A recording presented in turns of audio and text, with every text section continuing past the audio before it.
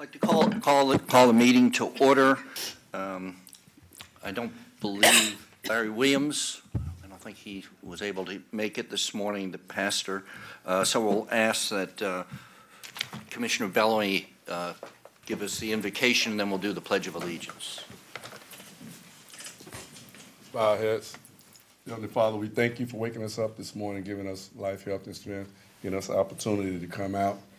And we ask you to watch over the decision makers and the things that has to take place in this meeting, and so we can all take and go in the right direction. In Jesus' name we pray. Amen. Amen. I pledge Allegiance to the flag of the United States of America and to the republic for which it stands, one nation, under God, indivisible, with liberty and justice for all.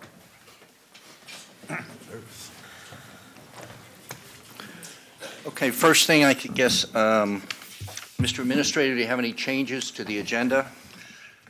Good morning, Mr. Chair. It's his last meeting. You can say whatever he wants. It's going to be an unusual day. I think so. Madam? Living in the past. Living in the past. Suggested changes to the consent agenda under the Administrator. Item number 11, Board of County Commissioners Administrative Policies. Reference to Florida Statute 6.606-006 trespass policy were updated to F.6.606-005 trespass procedure. The policy and procedures templates were replaced with the trespass procedure and the drone policy. The October 18, 2018 memorandum from the County Attorney's Office relative to the drone policy was attached, and the motion was updated to read, adoption of the Board of County Commissioners administrative policies and procedures related to the following. F.6-606-005 trespass procedure, county facilities, and H-1 unmanned aircraft systems policy drones. Changes to the Commissioner agenda under Commissioner Whitmore, item number 46, letter of support to Senator Galvano, Florida infrastructure enhancement. The letter to Senator Galvano was attached to the agenda item, and the motion was amended to read authorization for the chairman to execute letter of support for the Florida Senate President Bill Galvano. Those are the suggested changes, Mr. Chairman, sir. Thank you, Ms. Hunsaker. Miss Hunsaker. One good turn deserves another. We're in a fun day. It's going to be a great day. Do the commissioners have any items they'd like pulled from the consent agenda? Mr. Chair, the only item was item number 27, and just the comment that we are actually, the City of Bradenton is going to connect to our chiller for their garage, and I'm assuming the chamber, and that's good news. That's what we always had planned. So didn't need a presentation. I asked the attorney how to do this, and he said you could just do this under, like, make a comment. That's all, no presentation. So Okay. Good things. Thank you. I'd like to make a comment, too, on one. I'd like to make a comment on item number 29. I am so happy to see item 29. I know this is a start, and it seems amazing to me that we haven't had this interlocal agreement between the county and the school board for shelter sites in a local emergency. I want to congratulate our staff for doing this. We need to formalize this situation. We learned a lot after Irma and what to expect. So I really want to thank the leadership, Steve, for taking the role and doing this. I think it's really a great start. I'm sure that we'll have to maybe modify this as time goes on and experiences, but it's really good to have this agreement in place. So thank you. If you want to say something, I don't know, he just wants to stand up. Okay, thank you. Okay. Next on the agenda, we do have a lot of time certains here that have very short windows, so we're going to hopefully keep moving through all this. And then, as everyone knows, we have the 1:30 joint meeting with the town of Longboat Key, which I believe is up on the 4th floor, to discuss different issues there. So it's my hope that maybe we can get through all this this morning. In the event that we don't, we will recess at noon for lunch, and then I have the 1:30 town of Longboat meeting, and then we may have to reconvene at 4 this afternoon to finish up, depending on, how the morning goes. So With that, the next thing up is the awards, the retirement award to Ronald Watson. Hey, Ronnie.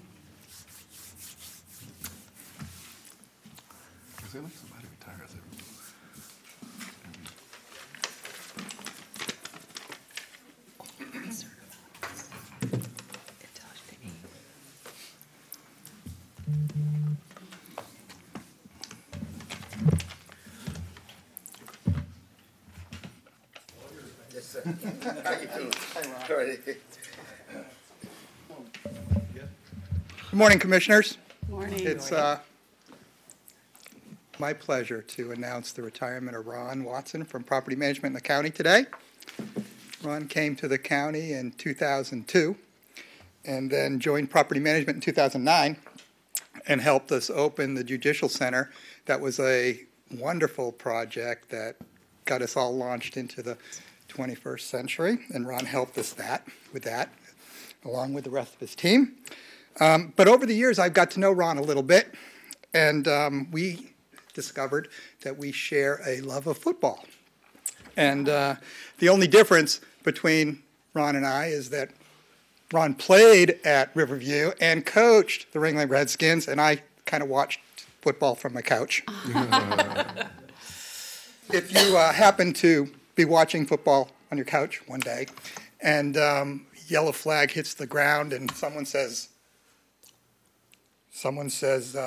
encroachment, you can text Ron, and I'm sure he'd be glad to help fill you in on what that means. After Riverview, Ron went on to what was then MCC in, I believe, the 80s. And the official record shows that he got kicked out for gambling. So we're not real sure how he passed the MSO background check. But Charlie said we could let that go. Is that right? This is a roast. Okay. This launched Ron's career in plumbing. And when he came to us in 2002, he was a master plumber and worked in the building department and inspected all kinds of plumbing services for Manatee County. And a few weeks ago, I was asked to say a few words about Ron today. And I thought about it, and it came to me one morning. And every time I've talked to Ron, and every time I've spent some time with Ron, it's been about the words he uses are so pleasant and nice. His personal faith came through in property management, and that ever-present smile he shares with us. We hope this sets the standard in property management for service and cordial service to our customers. Ron has set the bar high for property. I want to personally thank Ron for everything that he's done and contributed to the county and property management over the past 18 years or so. It's been my honor to work with Ron every day, and I know all our team members agree. Thank you so much.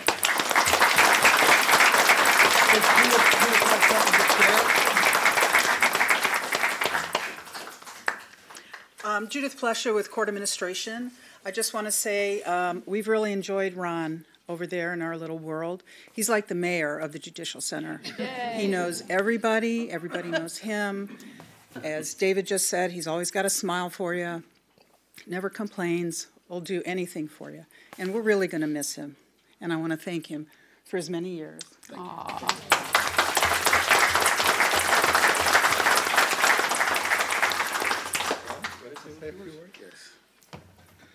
First of all, I needed the gas money when I was gambling. Don't let him. I got to straighten that out right away.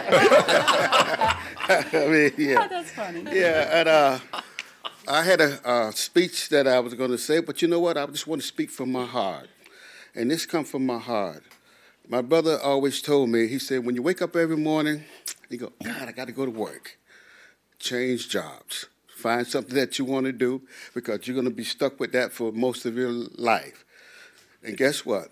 After my thing where I got launched from Manatee Junior College, I got launched into plumbing. I found Manatee County through Jim LaBar, and that was one of the best things that happened to me. And Manatee County, I have to say, it's been a pleasure. It hadn't been no restriction. I was able to grow. I was able to grow as a plumber, as a man, and to meet people here is nothing but a pleasure. And another thing I want to quote from is from Quincy Jones. He said, "Everything must change, and nothing stays the same." And this is where I'm going from working to retirement. And this phase of my life is going to be a pleasure one that I went through Manatee County, and it's going to be launching to my retirement. I just want to thank you guys for giving me the opportunity to grow as a man and work through Manatee County. Thank you very much. Thank you, brother.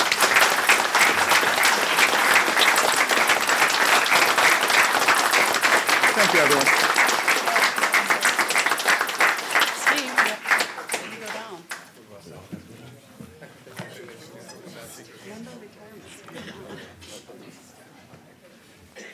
Don't go anywhere, Ronnie. Wait, no. I'll miss you. Congratulations.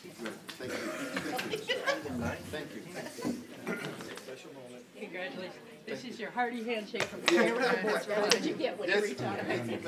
I need. No pressure. That's what we all want. Reggie. Oh. I don't know that that's next. Oh. I wish you only the best. Thank you. A lot of fun. Thank you, man. I appreciate it.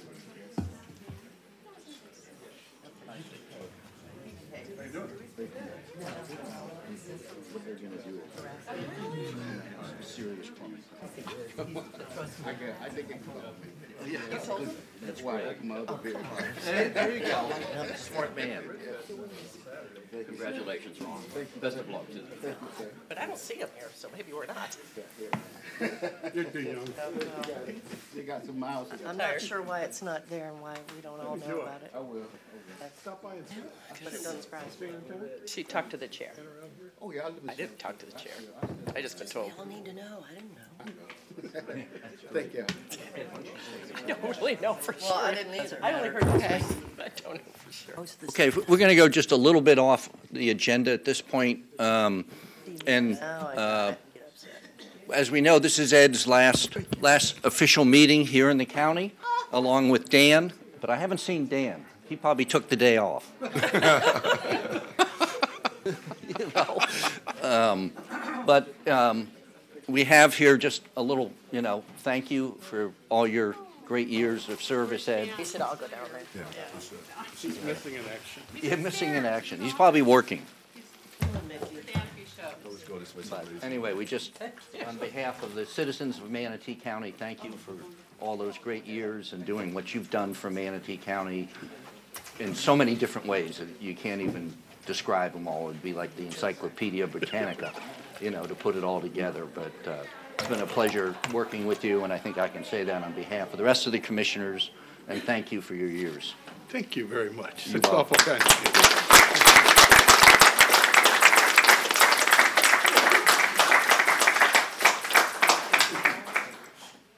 Carol, Reggie, get a picture up front. Oh, as I tell the, where's Dan? As I tell the other retirees, it's your time for the hearty handshake from the chairman of the board. That's what you get after all these years. Thank you very much. Thank you. Commissioner. That's the pig. Are you doing? Thank you all. Picture down there. Yeah, we're doing a quick one. Gosh. Add just one last picture with us. Come on, Mickey, you're gonna join us. You're a key member of this team. You retired too, Mickey?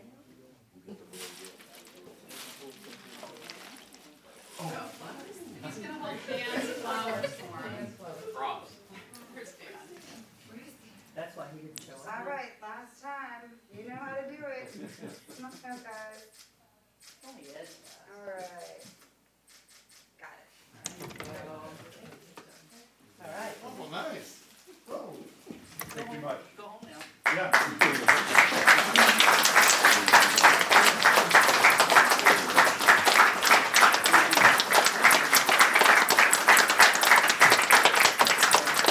Okay, one more. And then there's just one more thing. I'd like to introduce former Representative Jimmy Boyd, who'd like to come up and just say a few words about Ed, although I don't like using the word former with him anymore. I like to use him as our great representative for so many years. Just a recess. Thanks, Chairman. I wormed my way in, and I suspect that if other people would have known that was possible, the line would be out the door to speak on Ed's behalf. And I just want to, I know you're on a tight schedule, but I learned, I knew you were retiring, and then I learned through the county communication yesterday that it was like imminent, and I guess I missed that. So I called quickly and said, if there's anybody that's saying anything about Ed, I would love to just say a couple words. And as a lifelong resident of Manatee County, I've seen, as you all have, a lot of administrators come and go through these chambers and through these through this building, and they've all been good.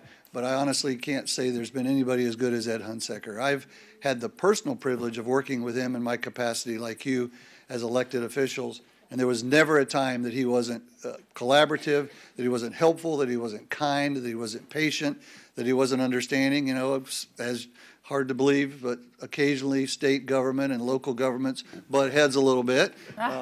But Ed was always a gentleman and always a professional and handled himself on your behalf so well. So we are really going to miss you, Ed. I know that shoes are hard to fill, and yours will be very, very hard to fill, but also know that all good things sooner or later come to an end. So all the best to you in your retirement. I know you got a lot of life left in you, so, you know, Boyd Insurance is looking for good people, just in case.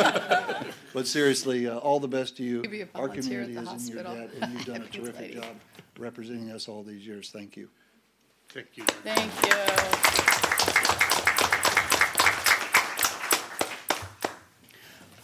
I guess some of us hit our buttons, but I just wanted to tell you it's been an honor working with you. You came in November, probably at the beginning maybe, and I came at the end of November of 2006. And we've been through some rough patches together with the recession and you changing the entire structure of your management team and consolidating departments where we were top heavy.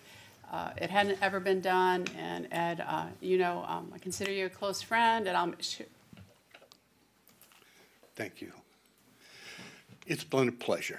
It's been 12 years. They were short 12 years. It seems like it was only yesterday. I was standing here in front of the commissioners accepting the position.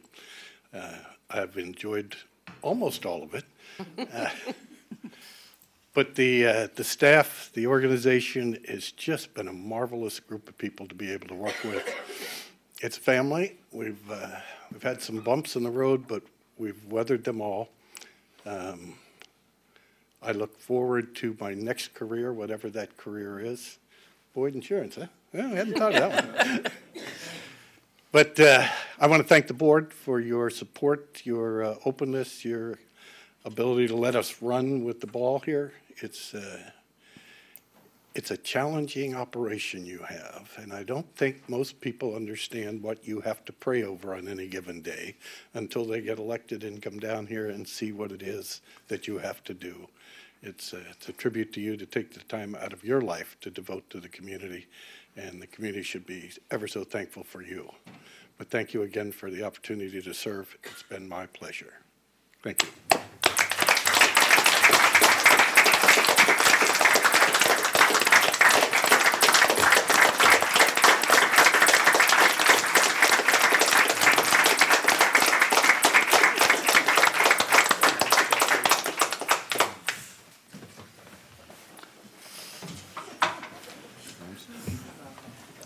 Okay, we're not doing too bad. Next thing is, if there's any citizens that would like to comment on future agenda items, please come forward now. Seeing nobody for future agenda items, we will close public comment on that. We now will open it up for any citizens' comments on the consent agenda. Are there any citizens that would like to speak on any of the consent items? Seeing nobody come forward, we will close citizens' comments on the consent agenda items. So moving to our first time certain is item number 37, Ordinance 19-10, amending Charter 2-23 of the County Code to clarify the boundaries of the Palmer Municipal Service Taxing District. Good morning. Good morning, Good Jan. morning, Mr. Chairman, Commissioners. Jan Brewer, Director of Financial Management. The item before you today is adjusting the Palm Air MSTU boundaries and placing it within our Code of Ordinances.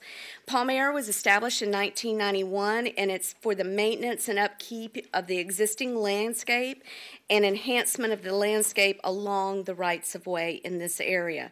2 ordinances were done for this, one in 1991 and the latest in 2002. The last ordinance doesn't meet the property appraiser's current requirements for description. So the ordinance before you, 1910, does several things. It provides for an amendment to place this into your Code of Ordinances, provides for an updated description. It actually removes 2 parcels and add 5 parcels that are common areas. And we provided most of the detail in an executive summary that's attached to your document. The economic impact is actually $170 reduction in the overall taxable value. The motion we're requesting is that you adopt the Ordinance 1910, amending the Chapter 223 of the Manatee County Code of Laws. Okay, Commissioner Trace. After public comment, I'd be happy to make a motion to adopt ordinance number 1910, amending Chapter 223 of the Manatee County Code.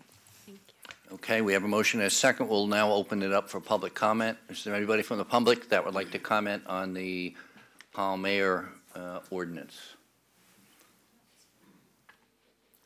Susan. Please come down. Give it. Yep, you're right, Susan. Yep, and we just need your name. Understand, Commissioner. Commissioners, I'm Susan Romine. I'm representing Palm Air Community Council. I won't take long. The council supports the amendment, but I've been asked to ask 2 questions. One, Mr. Palmer, this might be for you. The 4th whereas clause says that this ordinance 1910 amends and restates in entirety ordinance 0250. Palm Air Community Council pulls out ordinance 0250 a lot. Should we no longer pull out 0250? Is 0250 going away completely and being replaced by 1910? That's question 1. Yes, ma'am. I see Mr. Clegg making his way slowly to the podium here. I read the RLS. But the answer to your inquiry is yes. Thank you. I read the RLS, and that prompted the question. And the other question I've been asked is, Palm Air Community Council also uses the map a lot. And we're used to a 1-page map, and Exhibit A is something like 12 pages. We're used to a 1-page map, and as you can see, and I'll give this to the clerk, my toner ran out, but we're used to a 1-page map. Will we be getting a new map of the district? Jan, I hear Jan in the background. We will get you one. Thank you. Are you able to Thank use? you. We use it every meeting. Thank you. And here's for the clerk. Okay. She knows the rules. Yeah, she knows how to, she knows the clerk procedures. How amazing. How amazing. We miss you. Thank you. And that's it on the Palm Air Community Council. On a personal note, Commissioner Bobby, we have your newsletter article for Palm Air newsletter. Yes. Thank you. And on a personal note, Mr. Hunzecker, I have sat on the dais with every administrator except Mr. Collier, who was the first one. I forgot him. It was my pleasure. Aw. Good luck. Thank you very much. It was my pleasure. Very kind of you. Thank you very much. I know you're in a hurry. Thank you. And the council supports this ordinance. Thank you. Okay, thank you very much. I think her questions were answered to the best of my ability. So we have a motion. Oh, is there anybody else from the public that would like to come up? I'm sorry. Please come up and state your name, and you'll have 3 minutes.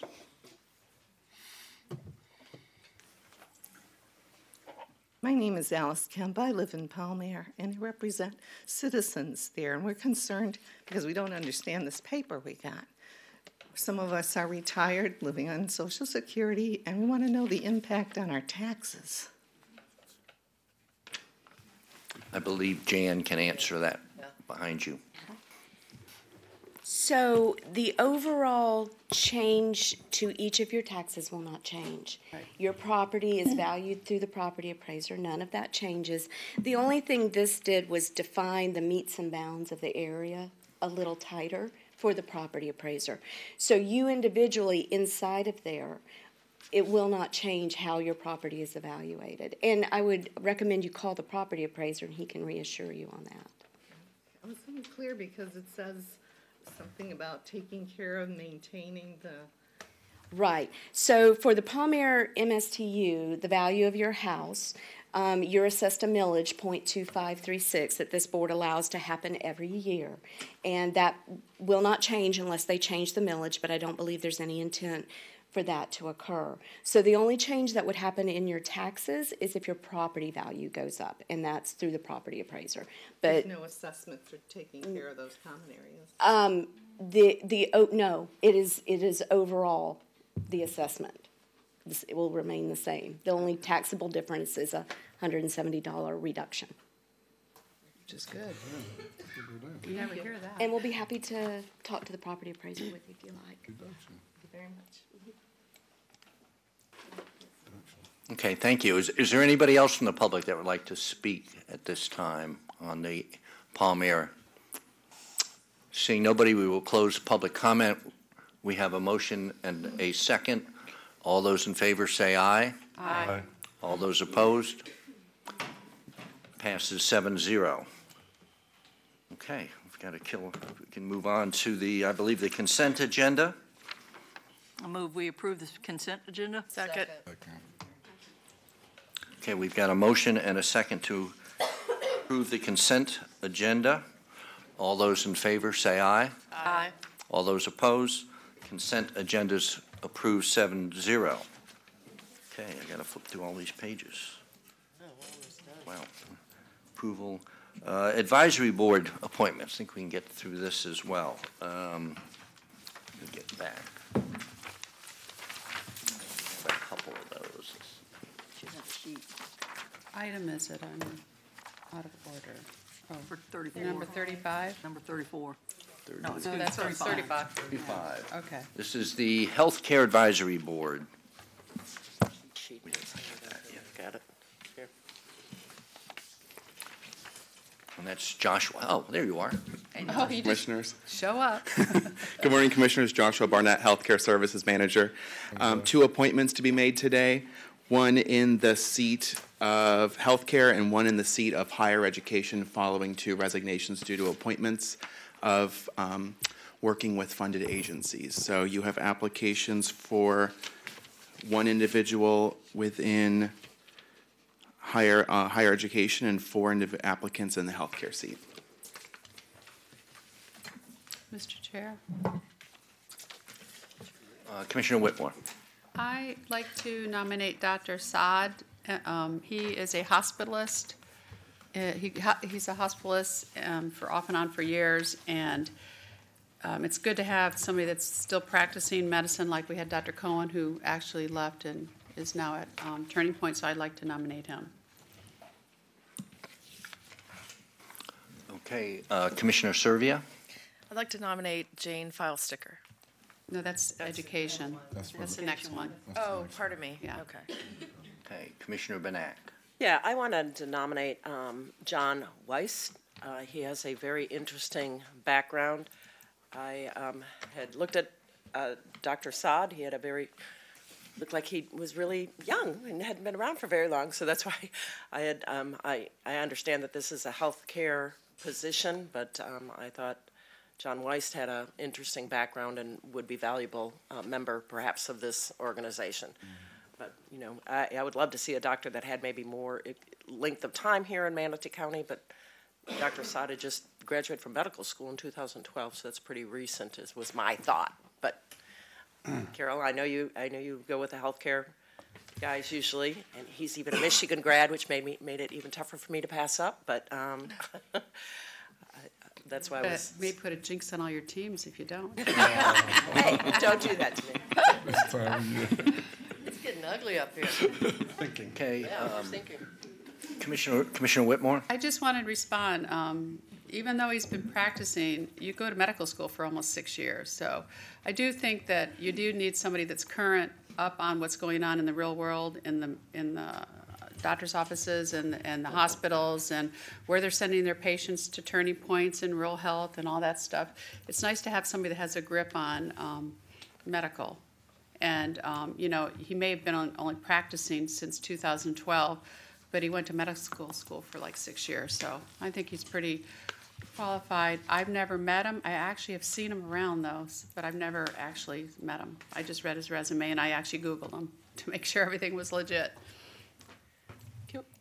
Commissioner Benak? Chair, can we ask staff? I don't know if they've talked to any of these folks. Have you had an opportunity to talk to any of these folks that have applied for the position? Because it's, you know, I don't know any of them either. So it's kind of a shot in the dark from what I'm seeing on paper. Any thoughts? Have you met with any of these folks? So my understanding is typically staff do not engage applicants since it's a board appointed, but we did, to answer your question, we did speak to Dr. Saad just to confirm his employment. Okay, any other nominations? If not, we will close nominations. So we have two candidates, Dr. Saad and Mr. Wiest. So I guess we'll start with Dr. Saad, and all those in favor of appointing him to the Health Advisory Board, please raise your hand. All those. That's it. He wins. Oh, so that's it. Okay. Thank you. It's in District 5. So Dr. Saad is the appointee. The next I one. move we appoint Jane. Second. Fickle sticker. It's only one. She's the only one. It's over. All those in favor of approving Jane Fickle sticker? File sticker. File sticker. Her husband was a doctor, too. Okay. File sticker. Please raise your hand. We now have that position filled as well. We'll go into the name. She was also a school board member for a few years. Yes, she was. I couldn't pronounce her name then either. Thank you all. Thank you. Thanks, Thank Josh. you. See you, Josh. Thanks, Josh and Eva. I guess the next one would be item number 38, transportation infrastructure sales tax funding increase. Mr. Chairman, we're requesting that be continued to March 26th. Okay. Do we need a motion? I'll move that it be continued Second. till March 26th. I will second.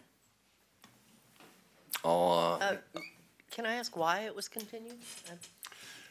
We're trying to bring all of the changes to the infrastructure sales tax at one time rather than piecemealing that and having to go through a public hearing every time there's a change to the list. So we're trying to limit that to twice a year. We'll do it once in March and once in September when you adopt the budget. And so we have updates to not only the transportation but the parks component of the infrastructure sales tax. And in the month of March, you should be receiving the final document from the consultant on the parks master plan. And upon the adoption of the master plan, we'll have proposals for implementing the parks master plan, and that would fall under the same category. When in March? I'm sure Second everybody's meeting in dying to March. ask. Huh? The second meeting in March. Okay. 26. Okay, we have a motion and a second. We'll open it up to public comment. Anybody have any, from the public, have any comments about continuing this till March 7th, is that right? Seeing nobody come forward, we'll I close. don't think it's March 7th. March 26th. March 26th. Second. Sorry, okay. Seeing nobody come forward, we'll close. We have a motion and a second. All those in favor of continuing this, but say aye. Aye. All those opposed? Motion passes. I hate to skip around, but I don't want to keep the USF people here because 9:45. any longer than necessary. So how about if we go to number 40, Resolution R1919? That's 10. Time certain. Time certain. Oh, is that a time certain too? Everything is, it seems like. 42. About 42, FEMA, on your green sheet, yeah. Okay, we'll go to 42. That's Jan as well. Boy, Yeah. busy day, girl. Hi. Good morning, Commissioners. Jan Brewer again, Director of Financial Management. The item before you is the first step after a long process. How this Hurricane Irma situation has worked is different than how it's worked in the past. Usually it goes through the state. They do an audit with you, and then it goes on up to FEMA. They've done the reverse this time. We had to go all the way through FEMA, get through their audits, their documentation, and just last week it ended up back at the state. And now the state is auditing it again. So we had a phone call, and actually I'm going to do a weekly phone call with them to make sure we stay on the right path. The result is that we do have a document before you that is the first step. It's the agreement that allows us to contract with the state as a sub-grant from FEMA. It's a very large document. You'll see us come back before you with other little documents as they approve all these PWs we have. On your agenda, you can see there's roughly $17.7 million that's outstanding that's owed to us. The document before you is roughly only $60,000. It's actually with the Manatee County Dam inspections. We're getting reimbursed for this. And the response that I gave them was probably what you're thinking, $60,000 out of $17 million. However, right now, based upon the phone call yesterday, we have there's 4 PWs for debris, and that's the largest amount in there. 11 million represents 2 of those PWs, and they're working on them right now. So we're hopeful, as I call them each week, that we'll slowly get this in very quickly. Slowly but quickly. How about that? The item before you is that we're requesting that the chairman sign the subaward and the grant agreement and sign all documents and amendments that as they come forth from FEMA that is needed to support this. But I would like to come back with you and keep you updated as we go through each one of these PWs, getting up to that $17 million number. Okay. Thank you, Jan. Commissioner Benak? Yeah, thank you for that explanation, and I do think it's important because it's a new procedure, especially as we just signed that agreement with the school board, and it's similar that we have to pay up front and then go through FEMA, and we need to keep track of how long this is going to take so that we aren't, becoming the bank Correct. for Hurricane FEMA or any FEMA required payments. Correct. And that's what I'm concerned about. So, because traditionally getting paid from FEMA has been extremely slow, right? Yes, over time, and they've also changed the process. It used to be that you could draw down pieces. If you had an $11 million debris, they would let you go ahead and get reimbursements for most of it as long as you showed proof of payment. Then they'd audit toward the end and do any reconciliation. That's not how they're doing it now. They're asking for everything up front, everything to be audited, and then once it's cleared, then they'll obligate the money and give it to us. Yeah, if you could just keep us informed on kind of how long this is taking, because this is new, so thank you. Yes, ma'am. Commissioner Trace? I move we adopt Resolution R 19023. Second. Okay, we have a motion and a second to adopt Resolution R 19023. And that includes the authorization. The motion is a lot longer. I just want to make sure that we're doing the whole recommended motion. It's more than just adoption. I am doing the whole recommended motion. Thank you. Thank you. Are you okay? Okay. Okay, at this point, we'll open this up for public comment.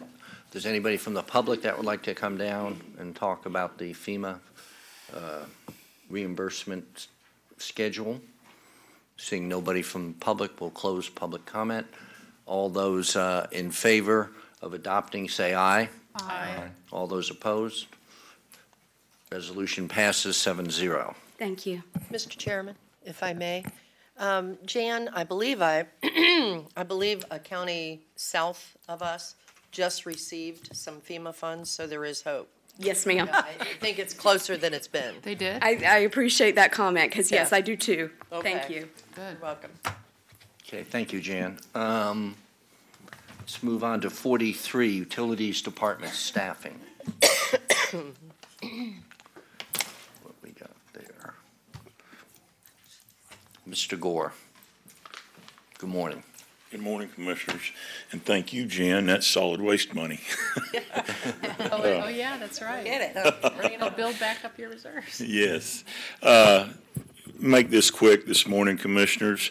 We're in front of you to ask for the adoption of Budget Amendment Resolution B19063. We chose at Mr. Huntsager's direction and my thought, this is 4 positions that we're needing right now in 19.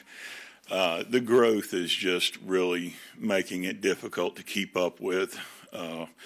We had about 8,500 hours overtime and 2,000 hours of standby time in our lift station crews, so we've chose to try to put on an afternoon shift. We believe right out of the gate that'll chop about half of that. It basically pays for one of those positions. We'll still have overtime, but it's just really taxing the staff to keep up with that. It'll give them a little breathing room.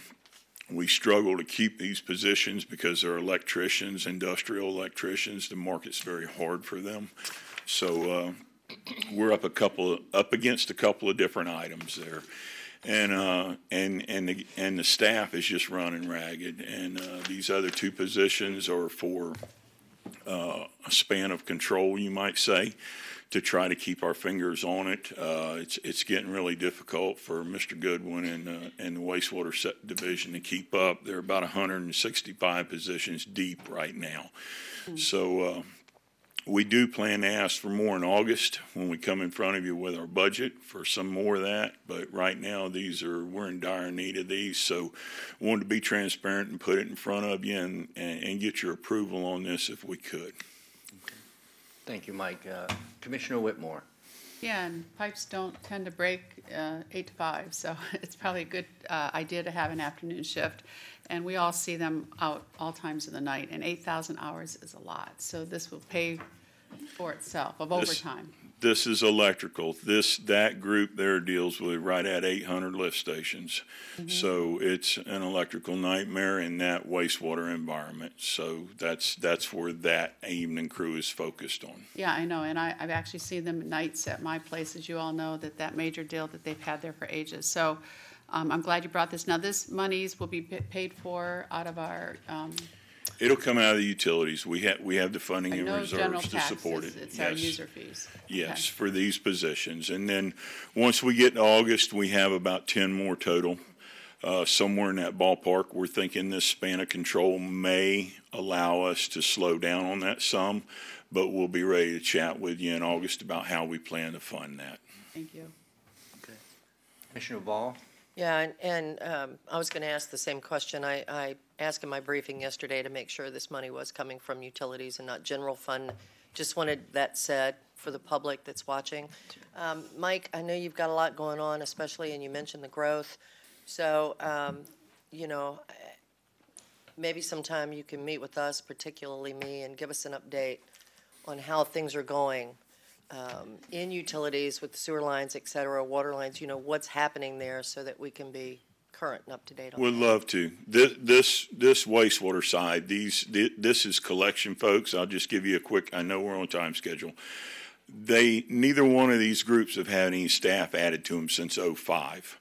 We've attacked the water, we've attacked the business, we've attacked customer service, we've attacked every angle but this, and that's the failing part of the system, and thus the need. But yes, ma'am, I'll be more than happy to set up briefings or a work session, whatever. We realize that, you know, we are growing, and that puts a burden on public utilities, public works, everything. So. It's not going to go away. No, sir. Once we put it in the ground and start operating it, it's there forever. Yeah. So thank you. Thank you.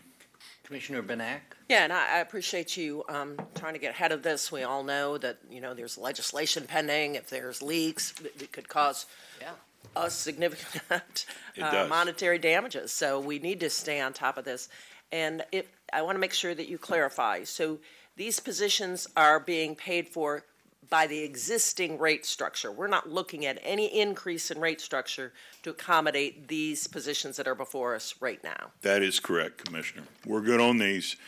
When we come to you in August, there's a lot of elements that feed into a rate increase, and we will be prepared to talk to you about that in August. We have some approaches to that with different things in the utilities that are driving, and the decision will be y'all's. If it'll be a small one or if we put it off and it's larger ones. So August will bring that, but these are out of what we have now. We can fund these with no rate increase. Thank you. Commissioner Trace. I move we adopt the recommended motion, which is Budget Amendment Resolution B 19063. Second. Okay, we've got a motion and a second.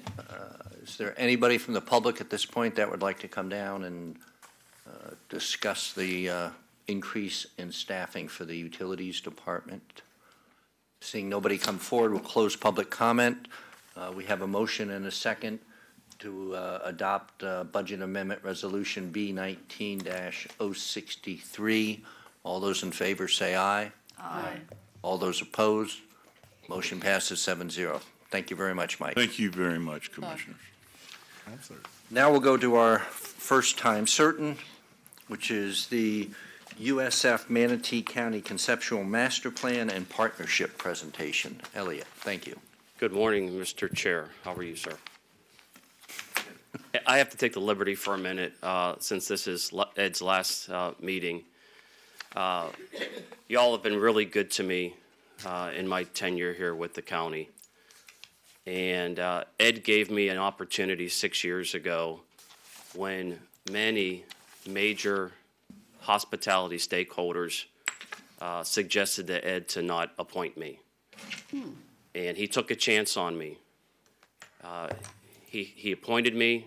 He told me to be bold. He told me to take risk. He coached me. He made me a better man. He made me a better manager. And with that, I'm successful today. I've seen it around the department head table. He's the Newt Rockney of head coaches in this county. There's no doubt about it. I'm not going to miss you because you're not going to go away. God made you a special person, Ed. And he put you on this earth for a reason. You fulfilled it today, to date. And I'm excited to see what your next step is because you got a lot more in you. He let me fail and supported me. Pittsburgh's. Still so important. He taught us to be entrepreneurs in government. Follow the statute, be ethical, be transparent, be unselfish, but work like private sector people, and it's worked. We need to remember that as we move forward on how Ed has led this county for 12 years. He took a guy that wasn't that smart and taught him how to surround himself with people that are a lot smarter and experts, and you have good departments running for this county. So, Ed, you're like a father figure to me, and yes, I'm young enough to be his son. And I can't thank you enough for what you did for me and my family and what you've done for this county. I've never, ever worked for anybody better, and I was blessed to work with some neat people even in Major League Baseball. So thank you for all you do. Thank you, Elliot. Sorry, Mr. Chair, back on track. I'm real excited today, and I'll try to tame my passion. For a few years, we've been working with University of South Florida to figure out a way how they can build out their campus. Overseeing the Crosley estate, adjacent, we needed to partner up for a lot of different ways. And the time is now to have Dr. Karen Holbrook in place as the regional chancellor. She has the proven track record, president of Ohio State University, president of Embry-Riddle, proven track record to take this university to the next level is vital to our future, vital to the Southwest District redevelopment efforts, vital to our hospitality industry. Ladies and gentlemen, we had 3.1 million visitors come to Manatee County last year. And research proves to us that over 95% of them had a satisfaction rate when they came here. We need to maintain that by recruiting hospitality students, getting them trained, getting them hands-on in the job, and getting them in the workplace here locally so we can maintain that satisfaction rate to compete against a lot of competition in the marketplace. It's so important. Keep in mind, this conceptual recommendation is just that. We're asking for a conceptual partnership where USF is going to ask Manatee County to provide some land north of the boat basin for their enhancements and expansion of their campus footprint. 6 years ago, we had 17,000 jobs in the hospitality industry, only 6 years ago. Today, Manatee County employs 26,000 jobs in the hospitality industry. That's just Manatee County. Sarasota is about 45,000 and growing. You know, we're building all these hotels. You have what I call the Benderson Mecca on University Parkway. When you're eating in restaurants, when you're checking into hotels, when you're going to boutique stores or just malls, you're wondering where they find these employees. It's so important. The time is now to partner up. You know what's unique about this partnership is the Cross College Alliance. I'm going to call USF the future Atlanta Hartsfield International Airport, the hub, because of the Cross College Alliance.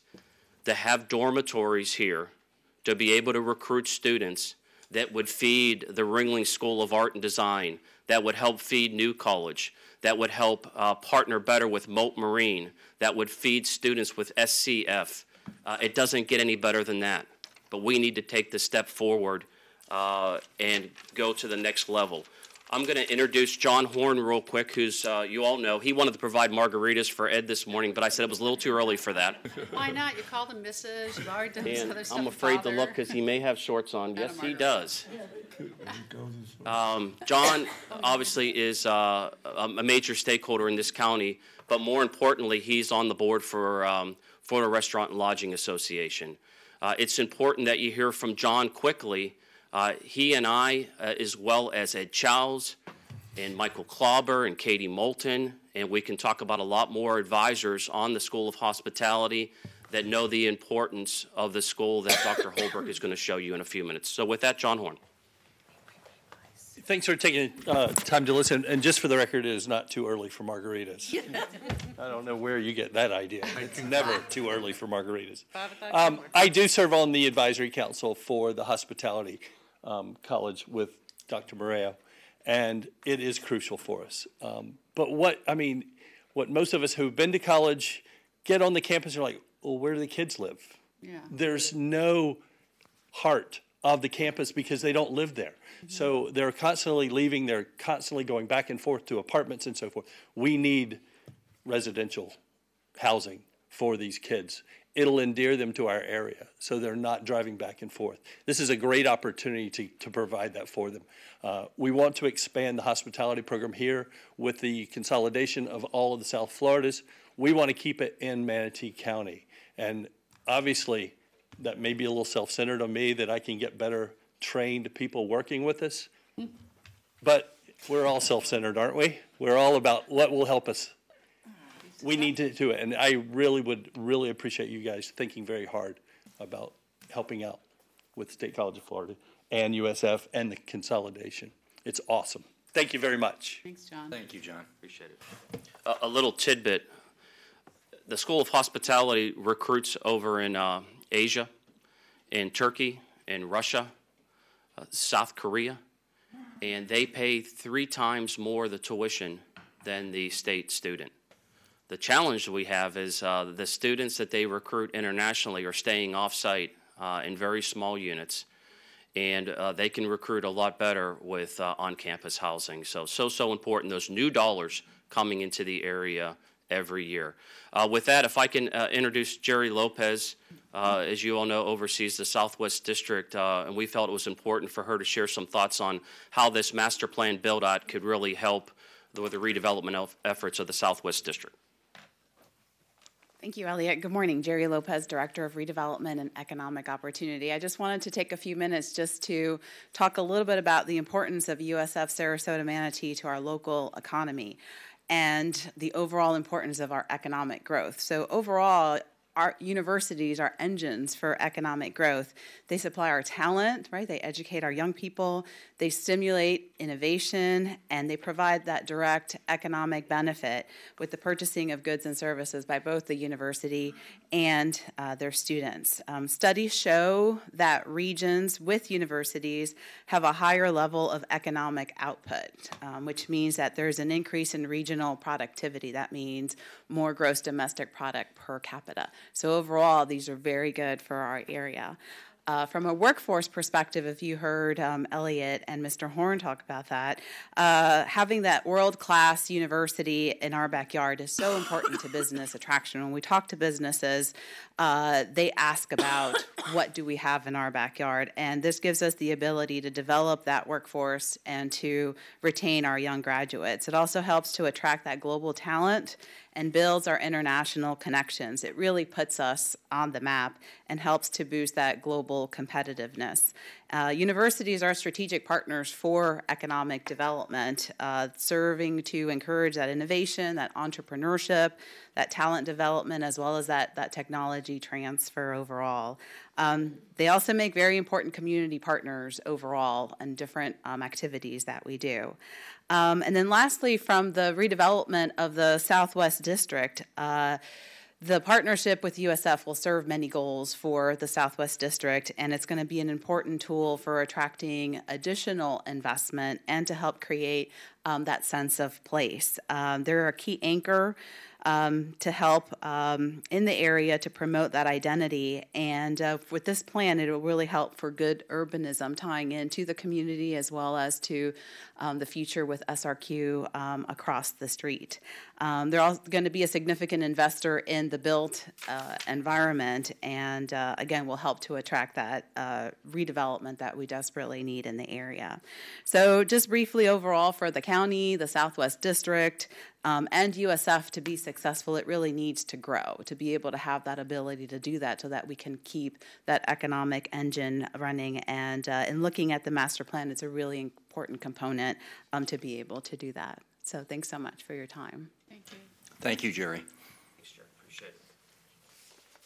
Okay, we're going to call up Dr. Karen Holbrook. I love this lady. I believe in her. She was, I'll say she was slowing down on beautiful Longboat Key a few years ago and took this role. And I believe we need to take advantage of her skill set. She's the one person that has the ability to move this forward and get this done in a short period of time. So with that, she'll give you an overview of the master plan. So with that, Dr. Karen Holbrook. Thank you. Barb, why don't you come join me and Eddie? Good morning, Commissioners, and thank you very much. I think everybody's done my job in terms of talking about us and what we can do for the community. So I'm going to be very quick, but I also want to introduce my board chairman, Byron Shin, whom you all know, and also one of our trustees at USF Tampa, and Eddie Beecham, who's going to show you some things that we're really very excited about. I'm going to very quickly say a few things just to pick up on what others have said. We are 2,100 students right now, but we're 2,100 local students because we're non-residential. These are fabulous students because they go out into the workforce and 92% of them stay right here in Florida. Whether they're local, we hope most of them are local, but many of them go into public and private jobs. 26% of them go on also into graduate school and into professional schools. But 92% of them still stay in the state of Florida. So we're very proud of that. But we need to increase our enrollment. And with consolidation, as you know, we're consolidating all three universities. With consolidation, we have that opportunity of growing our enrollment up to what we think could be 6,000 students ultimately, which would bring a great economic return to this community. And even now, with our 2,100 students, our economic impact is $1.32 million to the community every year, and that was done in a professional study with the Cross College Alliance. So we make an impact now, but we can make an even greater impact with consolidation. And consolidation will bring up to 35 new programs to our campus, which will be in the allied health areas, in engineering, in education, and in business. All areas that benefit the economy and benefit the area in terms of the workforce. So we're very excited about what the consolidation can bring to us. But we need to have a residence. We need to have some place for students to stay because, as you all know, the cost of living and the cost of housing here for students is extremely high. And students will look at our campus and say, I want to go there. And then they discover we have no place to live, and they take off and go somewhere else. So with the expansion, with the consolidation, with the opportunities, we think we can make a greater impact on the community, on the workforce, and we want to be the community's university. But we don't do it alone. We do it with the Cross College Alliance, and all of us together make what we call a multi-university. So we bring lots of opportunity. But with that, I'm going to ask Chairman Shin, our chairman, to say a few words and then to have Eddie present our master plan. Thank you.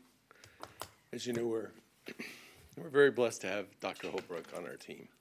And with it comes a level of stability as we go through this transition. At the same time, we're moving to a new president to the system. So Karen Holbrook's role in this is going to grow. The opportunity, to give you some numbers that she touched on, we cover about 4.8% of the budget right now for the whole system. But if you do it by the number of students graduating high school this year, that's 18.5% of the region. So the opportunity for funding of the system and what the legislature is doing, we're talking about over 3.5, 4 times. Now, it isn't going to happen overnight because we just don't have the facilities, but one of the things we are fast-tracking is housing. And we are using the bonding capacity of the whole system. St. Pete just got voted to expand theirs. We're going to use the same model. We have the bonding capacity. We're voting on it next week at the system. We've got the green light in the committees. So now it's where's it going to sit and how is it going to be situated. And because we have our hospitality group, it's very important to try to parlay that in with the property that the county has there. And it is such a diamond and how we can maximize that for the community along with the green space that we have that connects with us and New College. So bringing that all together is very exciting. They've got some videos they want to show you, but I wanted to tell you that we have the numbers behind it working and our needs assessment has been done. And of course, universities don't take risk. They're risk averse. So we study it to death. But this thing is moving very, very fast. So, thank you. Dr. Ginta.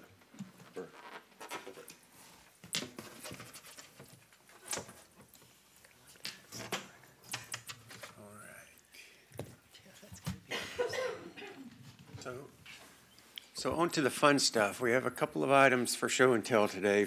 I wanted to start with the southwest corridor of Manatee County to give you exact feel for what we're talking about with this redevelopment. You can see the Sarasota-Bradenton International Airport here as a centerpiece. And we've talked about Cross College Alliance. They're identified here in the color charts. You have the Crosley Estate in green. The yellow is the USF Sarasota-Manatee campus. New College is just to our south here in the blue.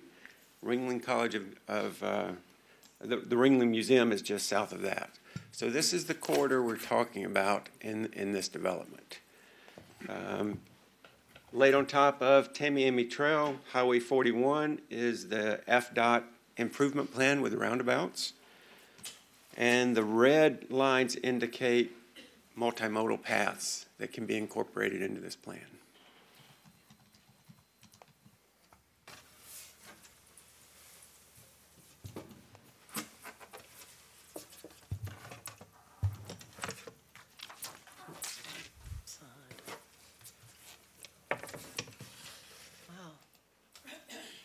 So as we zoom into our actual campus, this yellow line here represents our current property boundaries, what we have today. Again, Tamiami Trail, Highway 41, Sarasota Bay, north and south, bound by residential communities.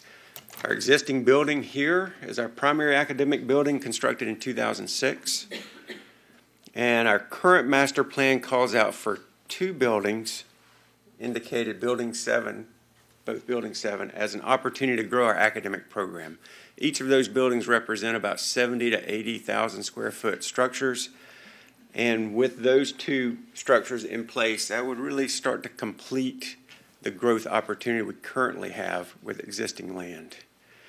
So we talk about changing our campus to a residential environment. We have done a study. We've just completed that study with a consulting firm, Brailsford and Dunleavy, which indicates a 200-bed structure, a need that we have today, in partner with our Cross-College Alliance sister institution, New College. They have a demand currently of 200 beds and expect to grow their campus by 400 students over the next 5 years.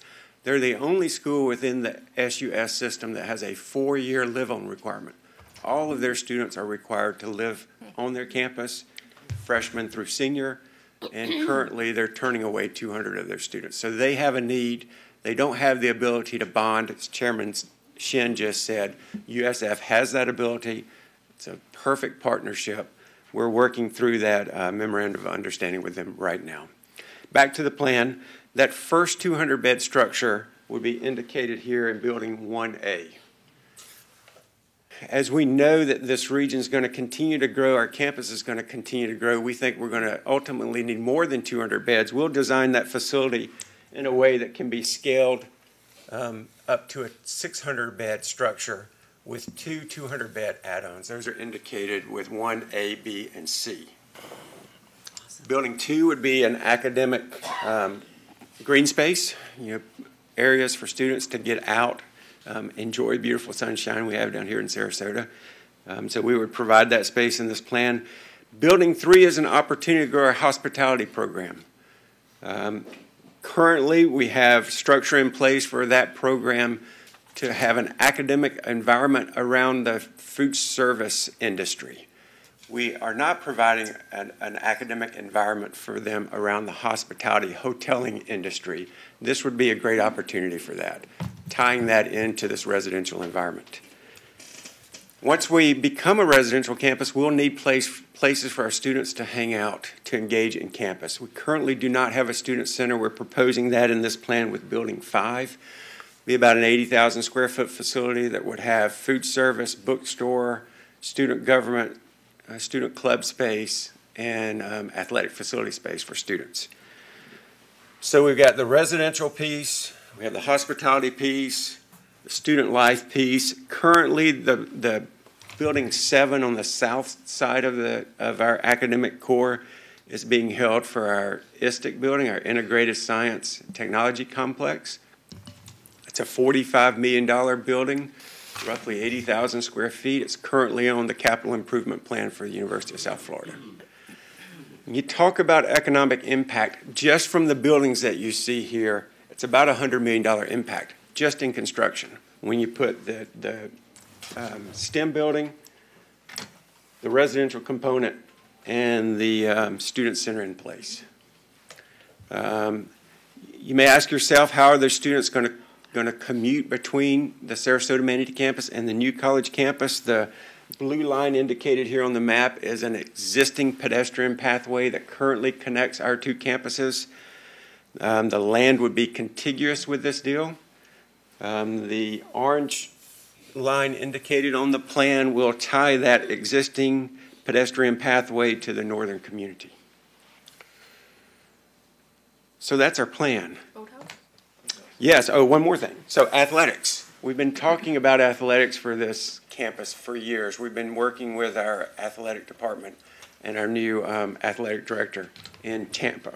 Building 4 represents our boathouse for women's NCAA rowing. We've been talking about that transition to this campus for a few years now. We've had to plan using off-site practice facilities. It just wasn't practical.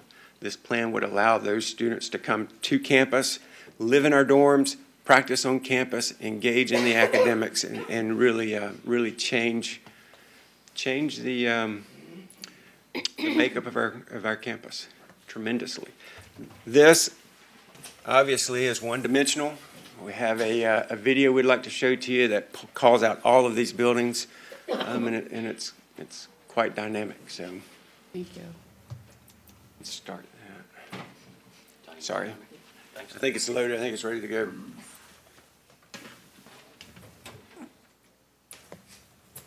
Anything else to add? No, they're going to do it. We got We're one doing the quick video. About a 2-minute video. Okay. I didn't hear that. Sorry.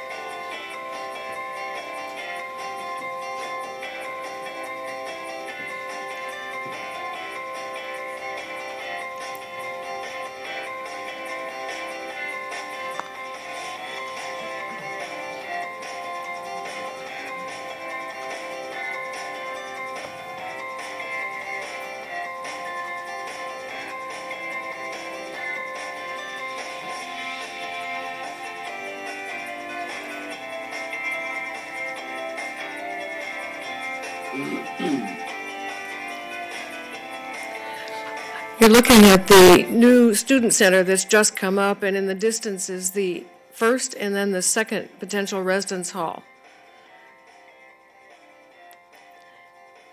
What a view. I know.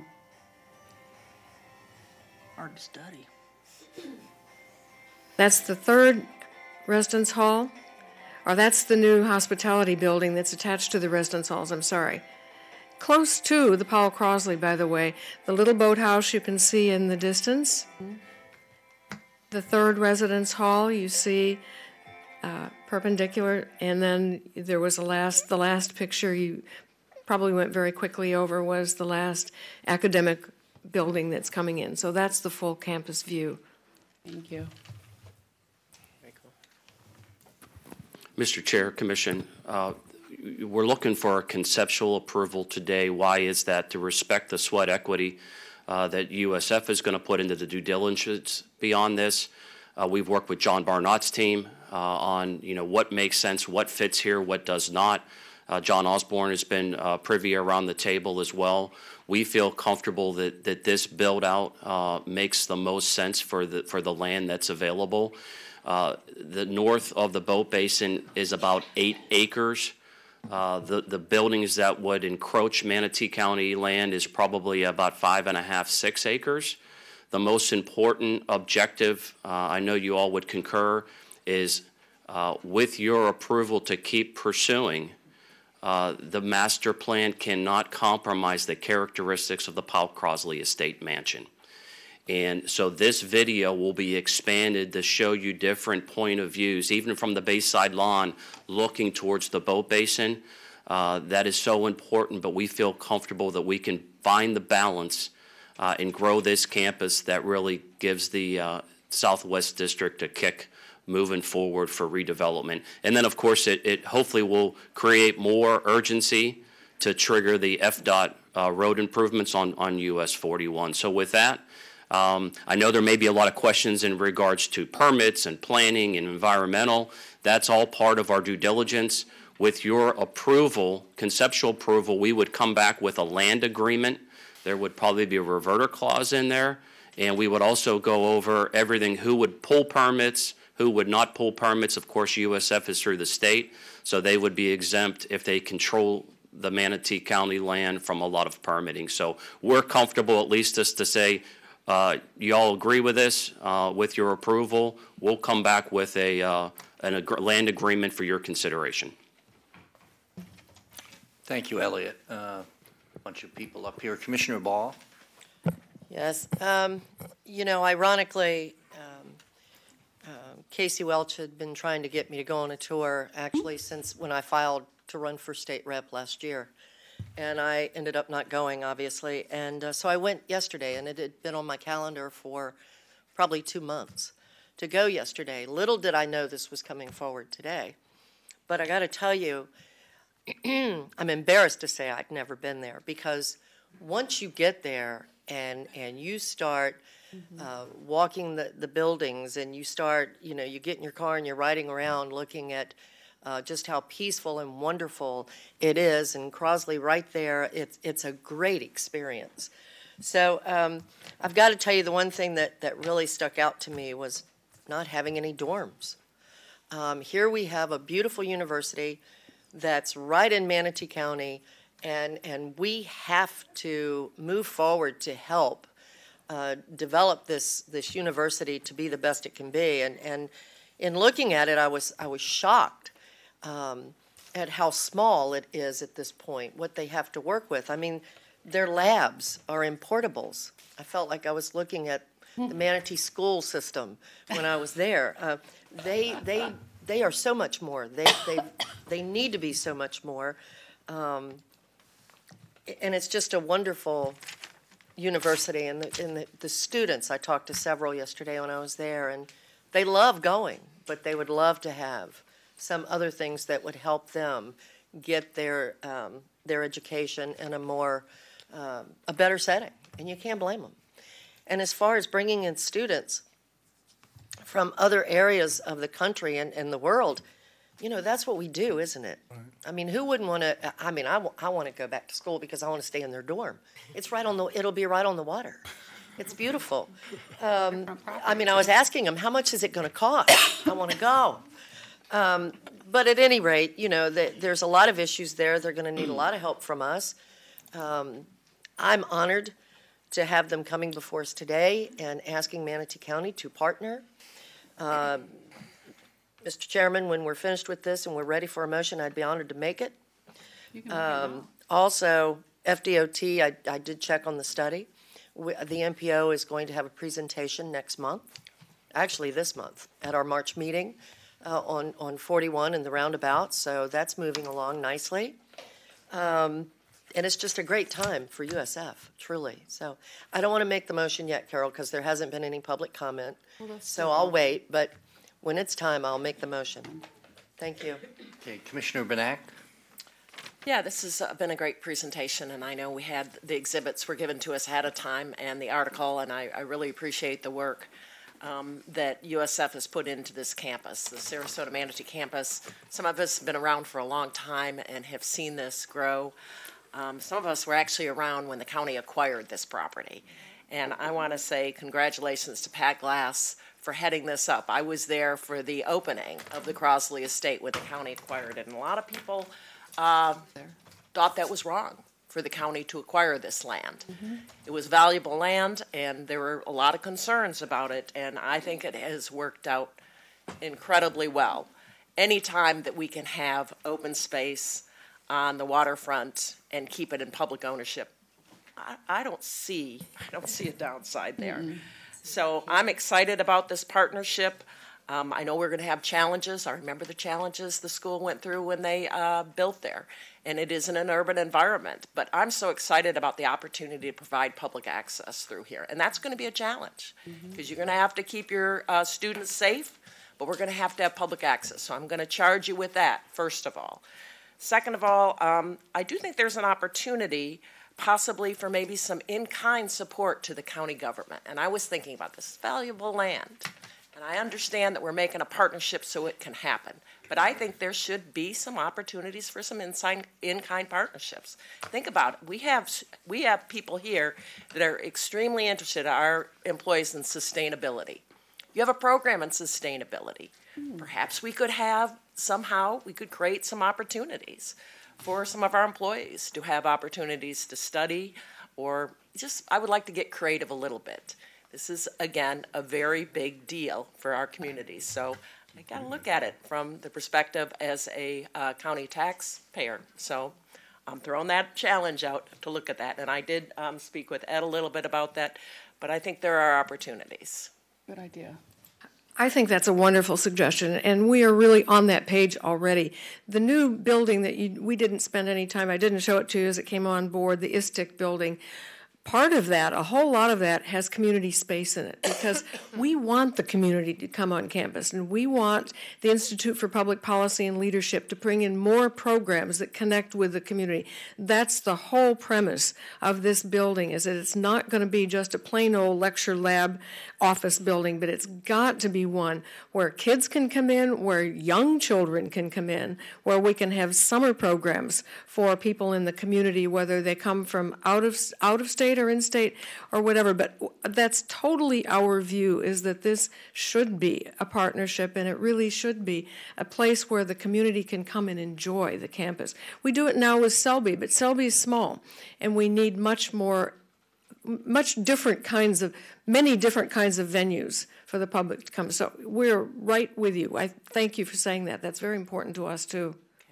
Okay. And again, this is such an important area to our county. We have focused on our southwest area in this University Parkway. So many opportunities for redevelopment, this whole corridor that have focused on that, and this is really important to have this go forward. So I'm really excited that you have focused on it, that DOT has put the focus on trying to improve that, the road diet, the ability to have the access through there. So I'm certainly in support of it, and I want to say thank you also for what you do for veterans.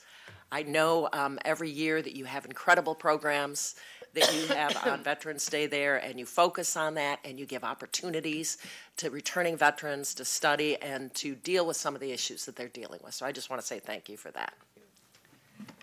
Okay. I guess I'm next up. I'm really just echoing Betsy's comments, because this is a great opportunity, I think, for the county, for the whole region. On the other hand, this is it's a piece of property that Manatee County owns, and it's something that we represent, the 380,000 people, in the whole county. So at the end of the day, to me, this is a business transaction that we're making with you all.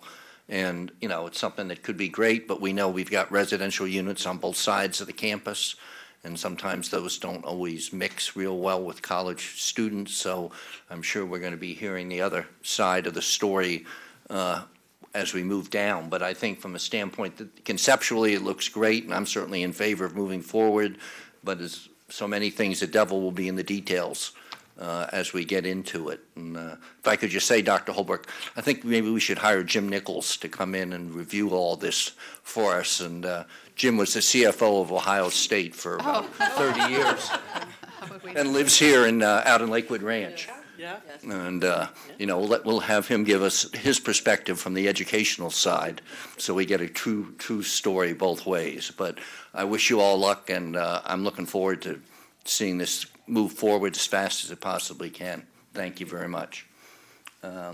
Commissioner Whitmore. Real quick, you've got the votes, it seems like. You've got my support. I just wanted to make sure that Mickey and I know it's in our backup, it was mentioned, we will have a reverter clause, and you will work it out. And if it doesn't move forward, that we have a reverter, that it comes back to us. So, and I'm sure it will, but congratulations. It was a good Writing up idea. real estate deals is something my office does on a daily basis. So we'll be right there with you, Commissioners. Thank you. Commissioner Servia. Yes, thank you very much for the presentation. And this is such an exciting opportunity, not only for what you are doing, but the timing as it comes together with the DOT improvements. It's such an exciting time because this whole corridor is going to be transformed. And it's something that this county has worked on for a long time. This is in the heart of my district, in the entrance to my district. So I'm really excited about it. I'm also very excited about the ability to try and retain talent, because that's something that this community has also worked on. And we compete with others. And so keeping the talent here, I think this is really going to help us. you know, I heard recently that the Sarasota-Bradenton area is now the biggest area for honeymooners. So not only do we have 3.1 million people, I think that was the number you gave us that came to visit, we're going to have even more as people choose this area to honeymoon. The campus housing, I think Elliot said it best when he said that brings a heart to the campus, because that is something we've been missing. And so you're going to see this campus transform and be very different from what it is today, and that's exciting. I just have one suggestion as we go forward. The residents who live to the north in Ballantyne Manor for years have used an existing trail that was a fire access through this property.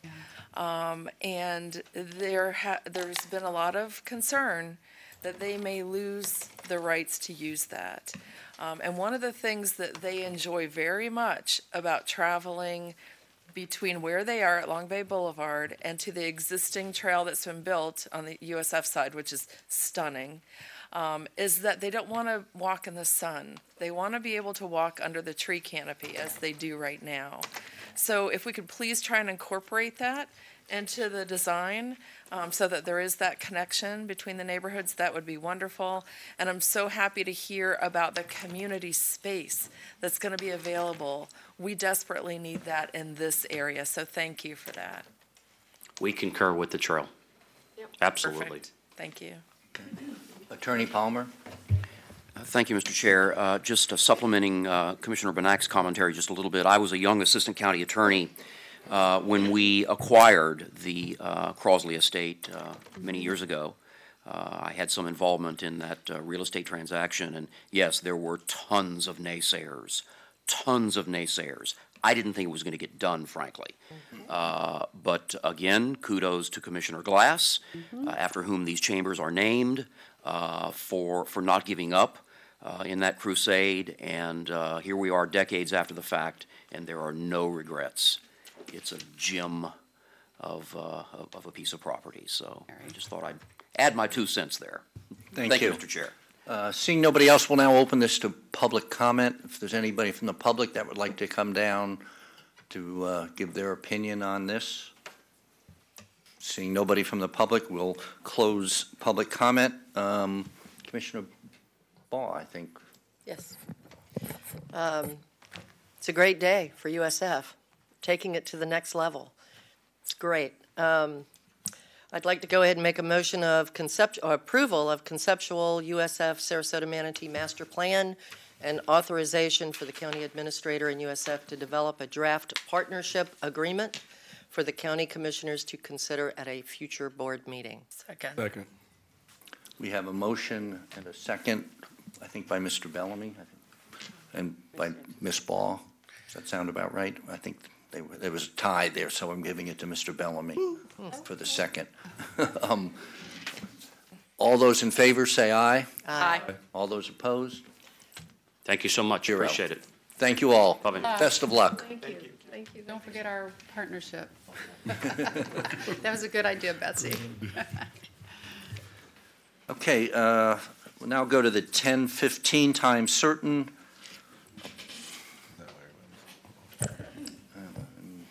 That was easy. Wish they were all that easy. Get to that. Who's talking? Me. You're talking? I don't know.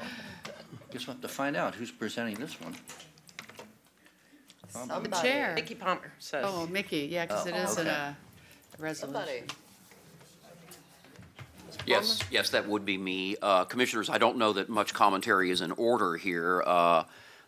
Each of you has been anticipating this resolution forthcoming to appoint Sherry Corrier as the acting county administrator for up to a 1-year period. The resolution provides that we will come back to you in the very near future with an employment contract that would set forth the particulars of her relationship with the Board of County Commissioners, to include salary and other benefits. And so I'm here to entertain any questions, but otherwise it's a simple motion. Okay, Commissioner Ball. It's not simple. Out of curiosity, Ms. Mickey, I did have a conversation with you because I was a little unsure about the compensation agreement. I mean, it doesn't really say a whole lot on how that's going to be handled, but I would think that someone from this board would be voted on, as we've done in the past, at the port, and where else did we do Here. it? Yeah, was it here? With the chair, it's always been. Yeah. So I mean, you know, I don't know when this is. It's kind of left really open-ended. I don't know for sure when this is going to take place, but I think it should probably be sooner rather than later. And I would think that our chairman should be, you know, working with that for our board, to bring it back to our board as we have done in the past. Is that what you're looking to have done, sir? Certainly, with this? certainly. It's not... Yeah, one step at a time. You would need to adopt this resolution first, and then if you want to go ahead today and take action to appoint the chairman as this board's representative to negotiate the contract, that would be quite appropriate, and that would be consistent with your past practices. What we have typically done in the past is that the chairperson and I will negotiate on behalf of the county. Ms. Corrier and her lawyer of choice will be on the other side of the negotiating table, and we will return to this board with a recommended contract document. So my recommendation to you would be act on proposed resolution R19-19 first, and then if you want to take a separate action to appoint the chair as your representative to negotiate the contract, that would be quite appropriate. Okay, Commissioner Trace. Okay. I move to adopt resolution number R1919, and instead of making two, and go ahead and appoint the chairman to do the contract also. Second. Okay, Commissioner Whitmore. I second it, but also I'm sure you're all not here for the next thing on the agenda, whatever that is. So I know you're going to probably open it up for public comment, and I appreciate that. And yeah, it always has been the chair, so I totally support that. Okay. Oh, Commissioner Benak. Yeah, I support that too, and it's good to see everybody here. Good to see Dan Schland here. You're not getting away without And you're not getting being away. recognized. We aren't going to vote on Sherry until we say Our bye to you. retiring assistant county administrator, who I got to work with for many, many 30 years. years. Yeah. So this is a great change for the county. I'm excited about it. I don't know if all you here are to protest, because Sherry's been such an incredible director. My guess is no. I'm hoping you're all here in support, so it's good to see everybody here. Mayor's here. Okay, we've got a motion and a second. We'll open it up for public comment. Anybody from the public that would like to come down and discuss this resolution? Go for it. Ah, Chappie. Mr. Chappie. Where's Get him, John. How was the traffic?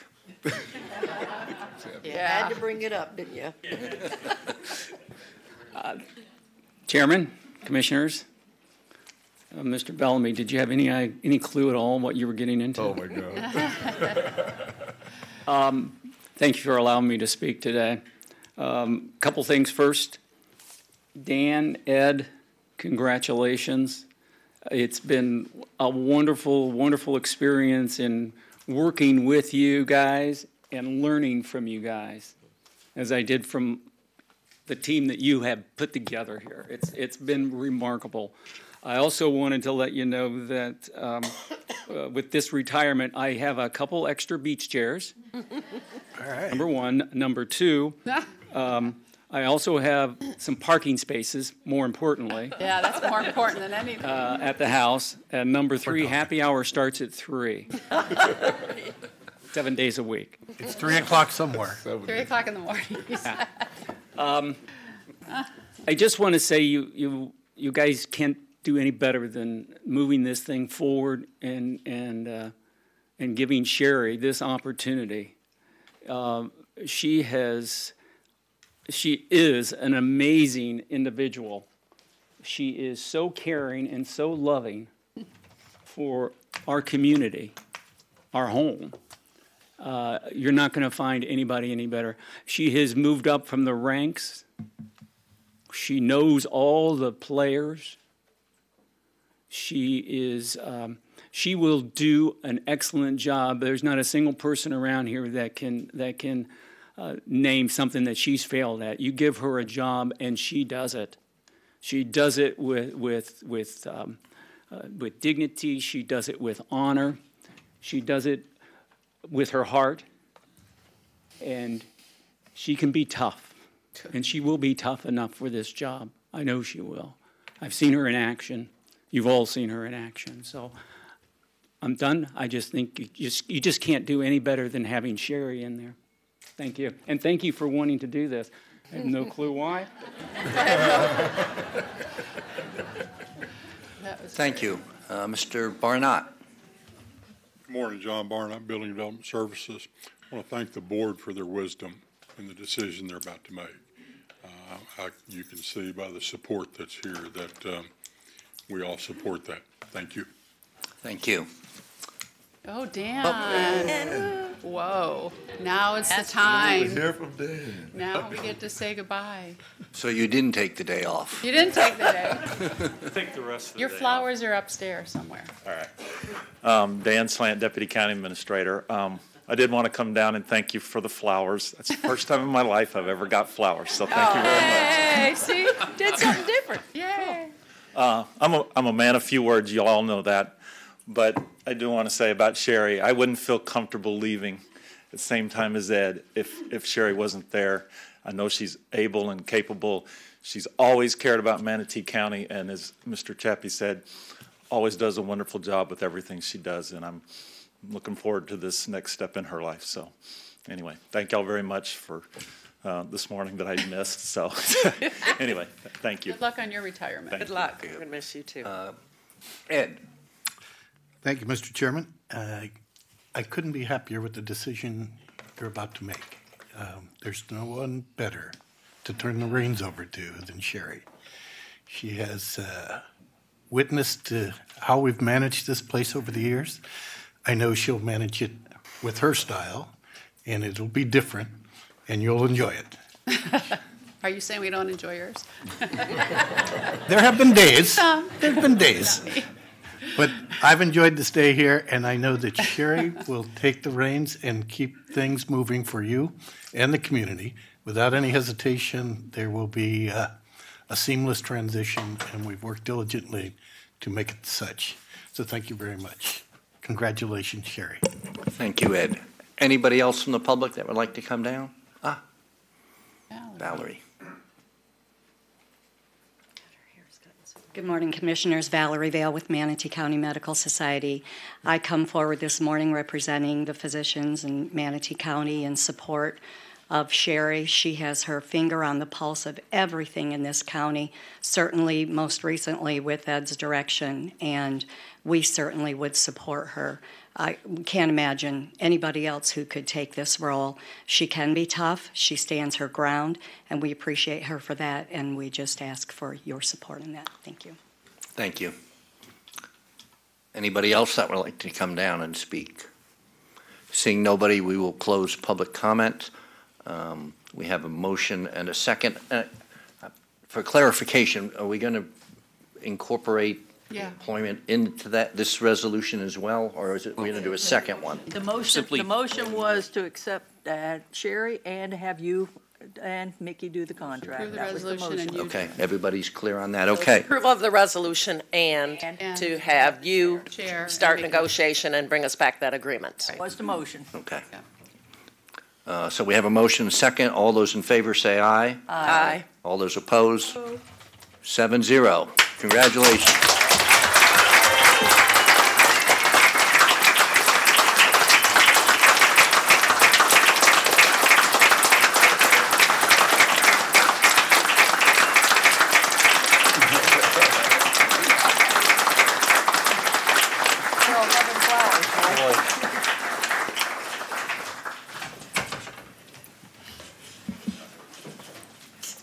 Let me take a gulp here. Yeah. Take a big gulp. You have a big meeting the rest of the day, so I'm only going to be brief. But I would have to say, I mean, look at all these people. These are your great staff for Manatee County. You have, if the directors would stand up, I want to introduce to you, directors. Come on, you have to stand up, department She's directors. kind of the boss now, so you Come gotta on. listen to her. Kind of got to listen to her.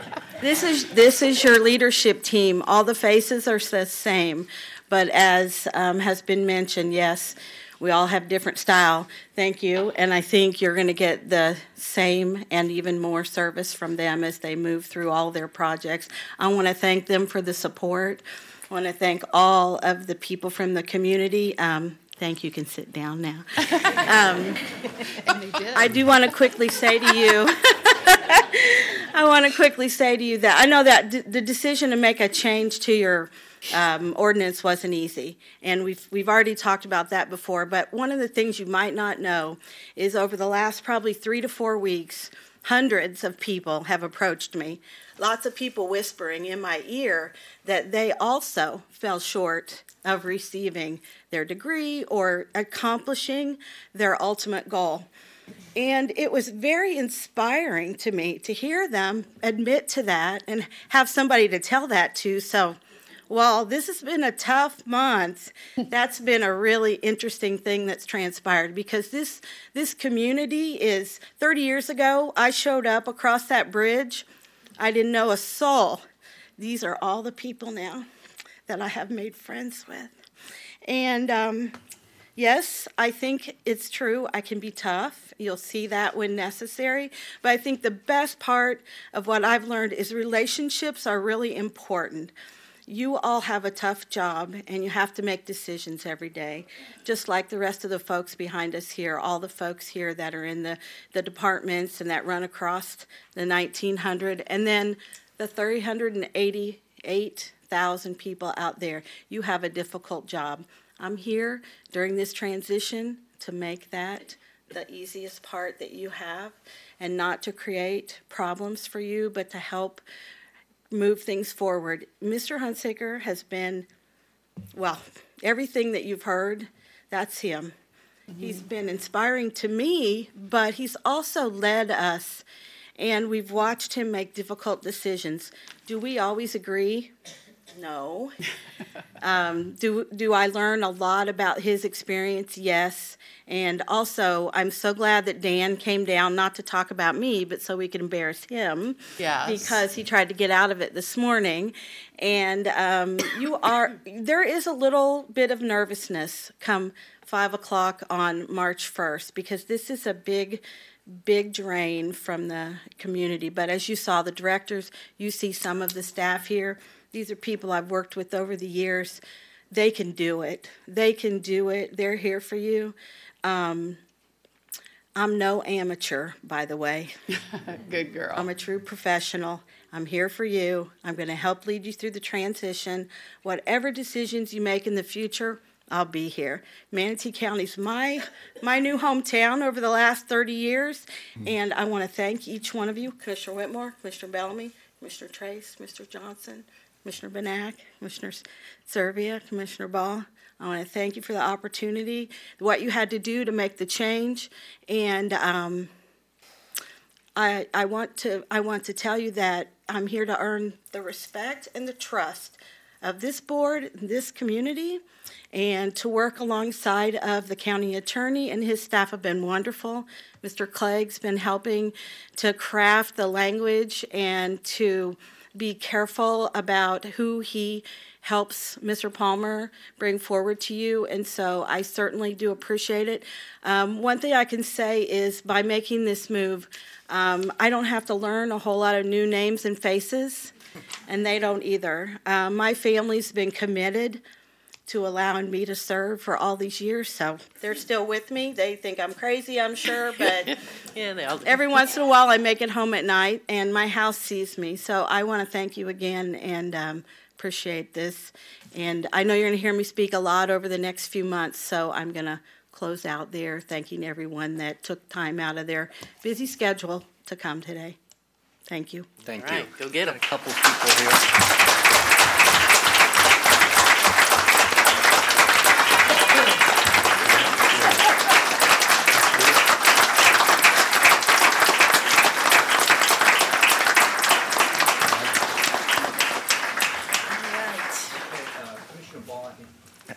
couple people like to Okay. talk. I'll take it. No, Sherry, I got to tell you, you and I have had a lot of conversation, and I remember a few years back when I got upset because I felt like that you should have been given that position of the deputy county administrator. You remember that? I do. I'll tell you what I love most about you coming in as I'm sorry, I can't say interim. They tell me I have to say acting administrator at this point, is your heart. You have a kind heart.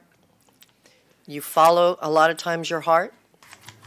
And that is an asset, I think, at being a leader that is extremely important, particularly in this type of environment.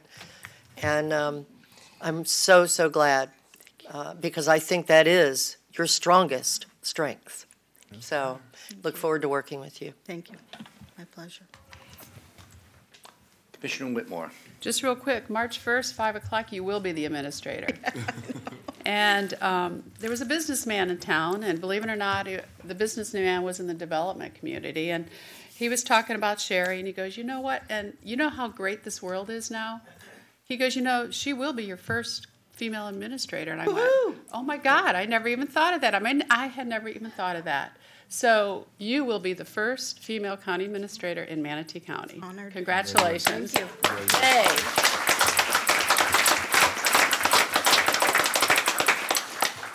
Commissioner Servia. Sherry, I just want to say that I know this transition is going to be seamless. And when you say that you want to earn our respect and trust, I want you to know that you have already earned our respect and trust. And trust is probably the biggest quality that I am looking for in a county administrator, and you do have that as evidenced here. So thank you very much. You're going to do a great job. Thank you. Commissioner Benak. Yeah, and it's important to have a great team, and we have a great team that now has another great leader, and they have the trust in you, and that's what matters for us going forward. And we all know we have really tough issues. We talk about growth, and as I like to say all the time, it is our biggest problem, but we can't stop it. People get to come here, but we have to deal with it. So I know you're ready for the job, and this team is going to continue to move forward, and we're going to continue to do great things. And that's why people move here, because it's a great community. So good luck. Anything I can do to help you, let me know. Thank you. Seeing nobody else? Thank you. Congratulations. Thank you. Good luck. Appreciate it. Thank you. Now she's got to fill those shoes. We take like a 2-minute break? Want to take a 2-minute break, or? We got a chance to finish this before noon. Oh, Okay. I think we're almost done. Mr. Chairman, They'll move out. you want to take 5? Oh, we got too many people want to now. Everybody, I guess Just 5. We'll, everybody would like to take a 5-minute recess. yeah, there's a lot of people. Yeah, I'm gonna leave. Like to keep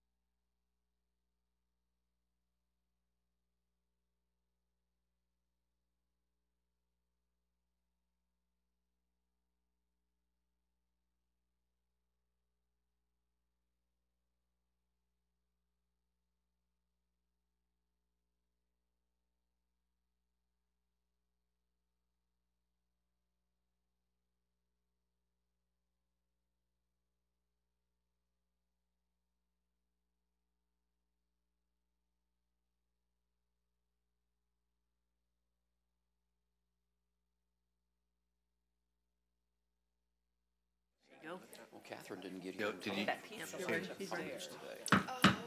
We call the meeting back to order. I figure I'll just. We're going to go to number 39 on the agenda, which is the Lincoln Park Pool. And I believe Mr. Chairman? Palmer is, which seems strange, but okay. Mr. Chairman, we recently provided the board with a copy of the scope of services for the Lincoln Park Pool. As you know, we're going out for a design based on the board's actions at the last board meeting. And before we retain a firm to do the design of the pool, we thought we would get concurrence on what it is that we were going to design to. What's the standard? And so we provided in the attachment a document called the Lincoln Park Pool - scope of work. If the board is comfortable and approves, we will proceed with the design of a pool to meet those criteria. There's probably a lot more detail that we didn't put here, and if there's any questions you might have, I have Charlie Hunziker here and Charlie Bishop. Both will be able to answer any detailed questions you have about the pool.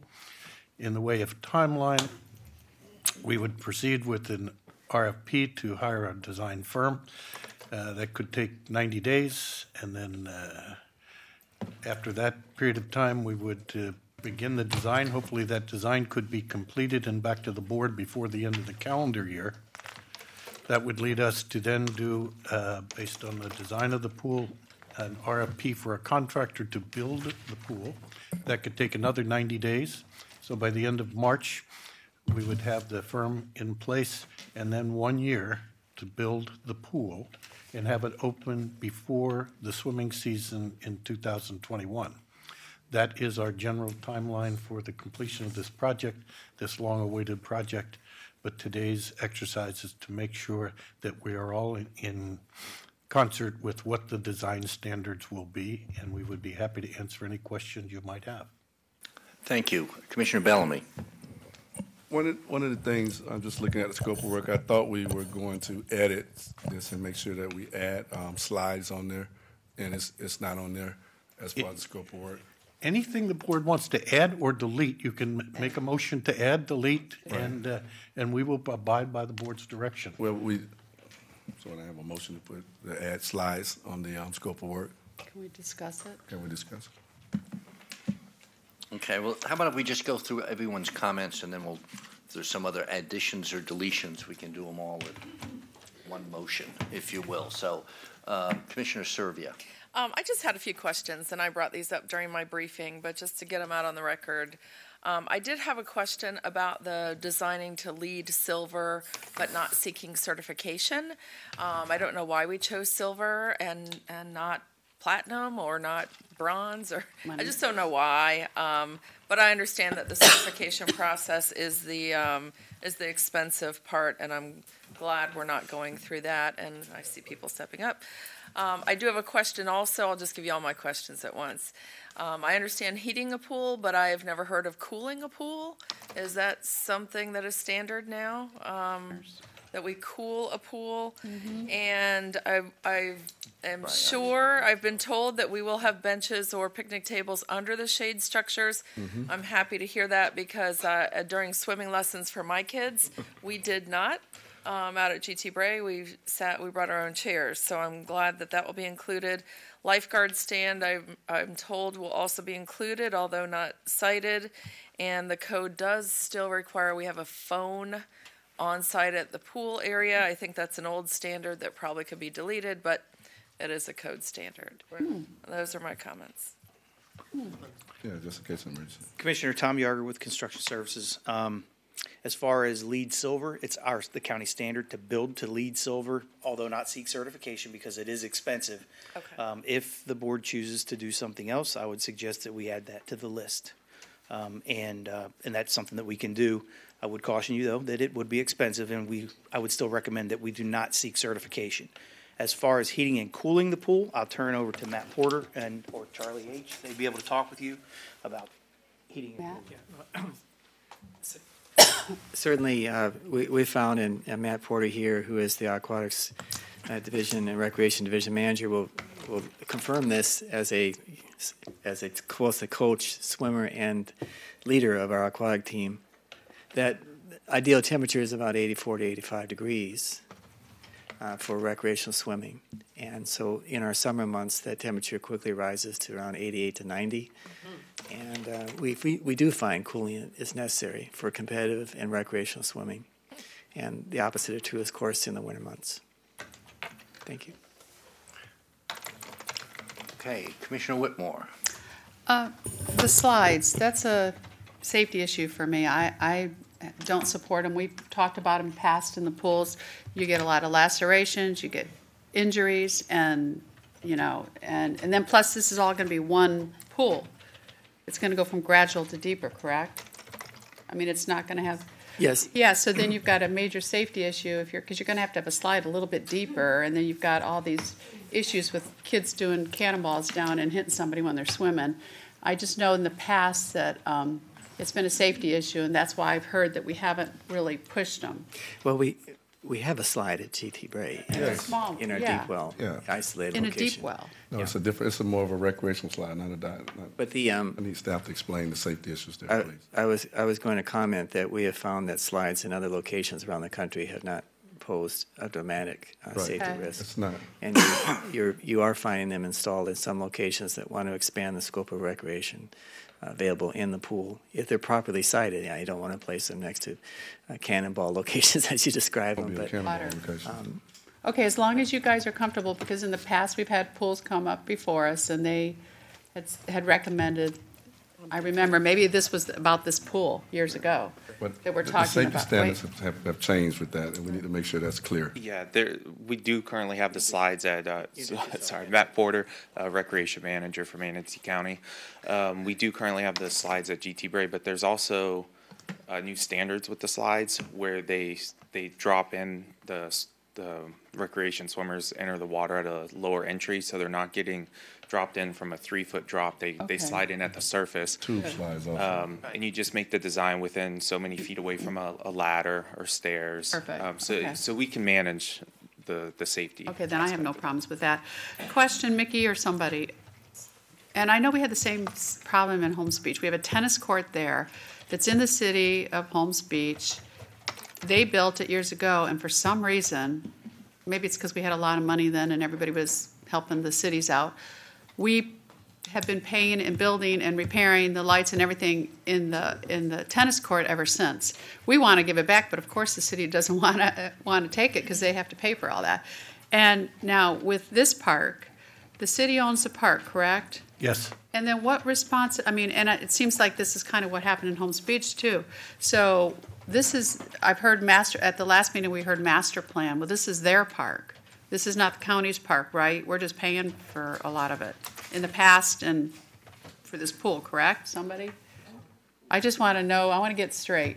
Well, it's always been a county-managed facility. That's what I know that. It has always been improvements that the county have directed, providing splash park, providing the basketball courts, the football field improvements, soccer. And we pay for that. We pay for that, and we meaning the Parks and Natural Resources Department and its successors, planned for and made those improvements. So we have everything, but we just don't own it. Certainly in consultation with the city, but the lead agency has always been the county at Lincoln Park. But again, we don't own it. No, we do not. We just kind of like Holmes Beach manage it and pay for it, for a lot of the stuff. Well, that's correct. Okay. I mean, that needs to be clear because I thought that we owned it until I had my briefing. No. I forgot about that. Okay. That's okay. That has nothing to do with it, right? Commissioner Trace?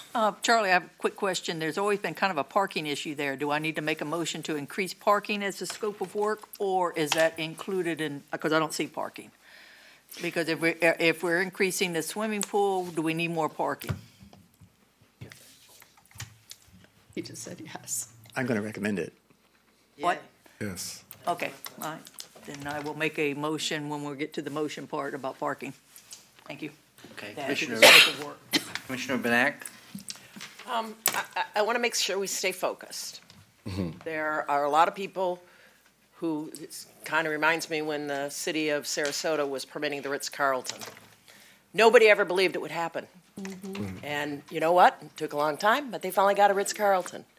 Now, I'm not saying this is a Ritz-Carlton by any means, but if you don't stay focused on what we can achieve, and we know that there might need to be changes to the balance of the park, but I'm afraid if we add a lot of stuff that has to have a lot of additional site planning, analysis, we will never get there.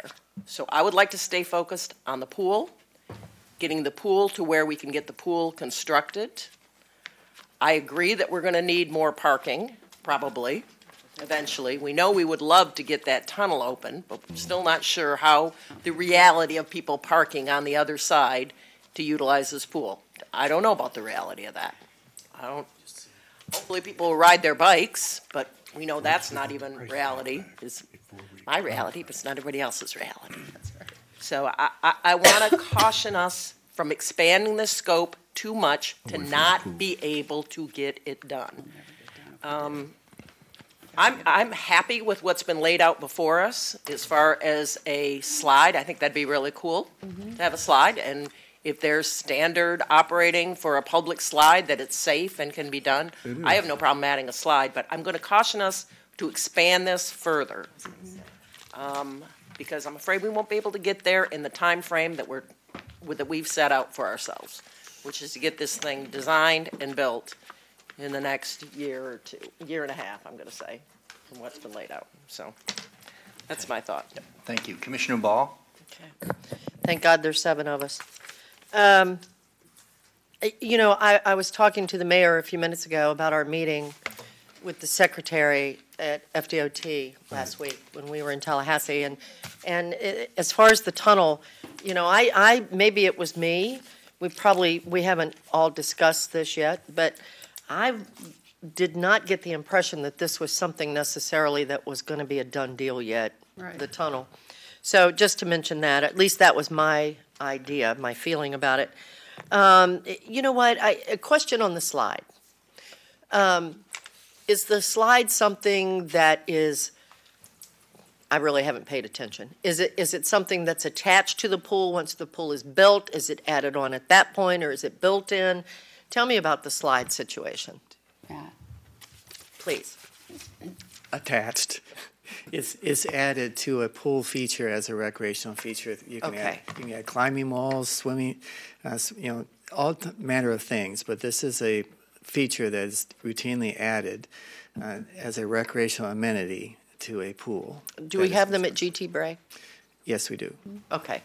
The parking I was going to bring up, so I'm glad that Commissioner Trace did that. You know what, I'm going to listen a little bit to the district commissioner because I think that's important. Being a district commissioner, I know that generally we might have our finger on the pulse a little more for the community rather than at large, and that's not taking away anything from at large because I got to tell, I don't know how y'all keep up with all your events. However, that being said, I mean, I think we should say, how about this? Can you give us, over and above building the pool with the specifications that we have, then also give us a price on adding a slide so that we'll kind of have both that we can look at the time to see where it comes in. I mean, I think that's only fair to at least have a price so we know what we're talking about and we can figure out how to pay for it. Other than that, the parking, that was my biggest thing, but it looks like that's taken care of, so thank you. Okay, Commissioner Bellamy.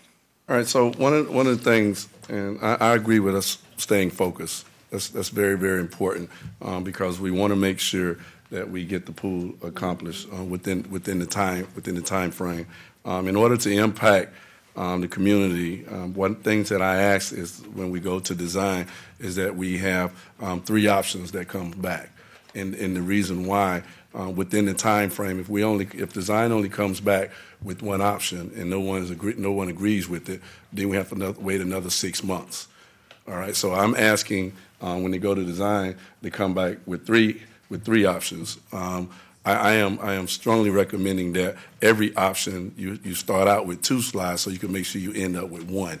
And the reason why is because this has been long overdue. The community deserve it, and we're just decision makers to make sure we do what's best for the community. I don't know how we can go away from that in this particular situation, but I'm sure you're going to have different opinions on that. in that aspect. But the 3 designs are going to be very, very important. And the reason why, because once they come back, when we meet with the municipalities from Palmetto, we want to make sure after that meeting we draw a conclusion and move forward. If we don't like the design or something comes up with questions and things of that nature right there, and we keep going back to the table, next thing you know, we're in a circle and we're not making impact. That's the first thing. The second thing, I asked for a timeline. From when we're dealing with the contractor, and then the timeline for the design, so we can make sure we on point within that 18 to 24 time frame to meet to meet our goals. And that's it from my standpoint at this point. But I don't want us to go away from the slide. I really don't. Mr. Chair, very quickly on the time element, every construction contract that this government enters into contains a time element by which the contractor must substantially complete construction or else he faces financial penalties. Only thing I'm saying, Mr. Attorney, is that the community needs to be aware of it. Is what I'm saying. And whatever we need to do to make sure that information is out there, just let me know so I can make sure that as soon as the ink hits the page on the construction contract, we can tell you what that time limit is. Right. Well, and some of the information that's brought forward that we're stopped, we're not doing a pool, and I know that's not the case. Anything of that nature right there, but I think we just need to make sure we do a better job of informing them, and I'll take ownership of that once the information comes. That's fair. Okay, Commissioner Trace? I kind of agree on staying focused. The only reason I brought this up is we have issues right now with traffic on that, and I would hate to see, I mean, I'm assuming we're going to increase this park with the kids coming in there, especially in the summer. And I would just hate to see someone getting hurt because they're all excited and the parking's all over the place. If we can work something out with the city of Palmetto somewhere else, an overflow, someone in the community. But there's a parking issue there, and I'm expecting that there's going to be more people parking there. And I just don't want them to be running across that street. I just want us to make sure we have an issue. I haven't made it as a motion, and I want the pool, and I'm good with slides. But that is the only reason I brought that up. Mr. Chair, Commissioner It is frustrating. It's extremely frustrating not to be able to talk when you want. It is. Yeah, ask It is. Betsy. Sorry, Betsy. I know the feeling. Okay, have we looked at where we would add more parking to, I mean, there's not a whole lot of space here. Have we looked at, I've been to this park probably way more than a lot of you, because I have attended events there. Commissioner, there is space that we could add some parking. It would be configured a little differently than we might be used to. We could make it safe. It would meet all the regulations. But remember, again, as you pointed out, when you start adding parking and all those things, there are other amenities that we might want to build in the future, and this is really going to make it difficult to add almost anything to the pool. We have the stormwater issue that we have to deal with. We have parking now that we've got to deal with. The size of the pool, the connection, there's a 24 or 42-inch pipe that goes across the center that we need to stay away from. There's a lot of moving parts, but we can certainly look at parking, recognizing that later on we may look at something that we want to do that would be restricted by the amount of parking that we have.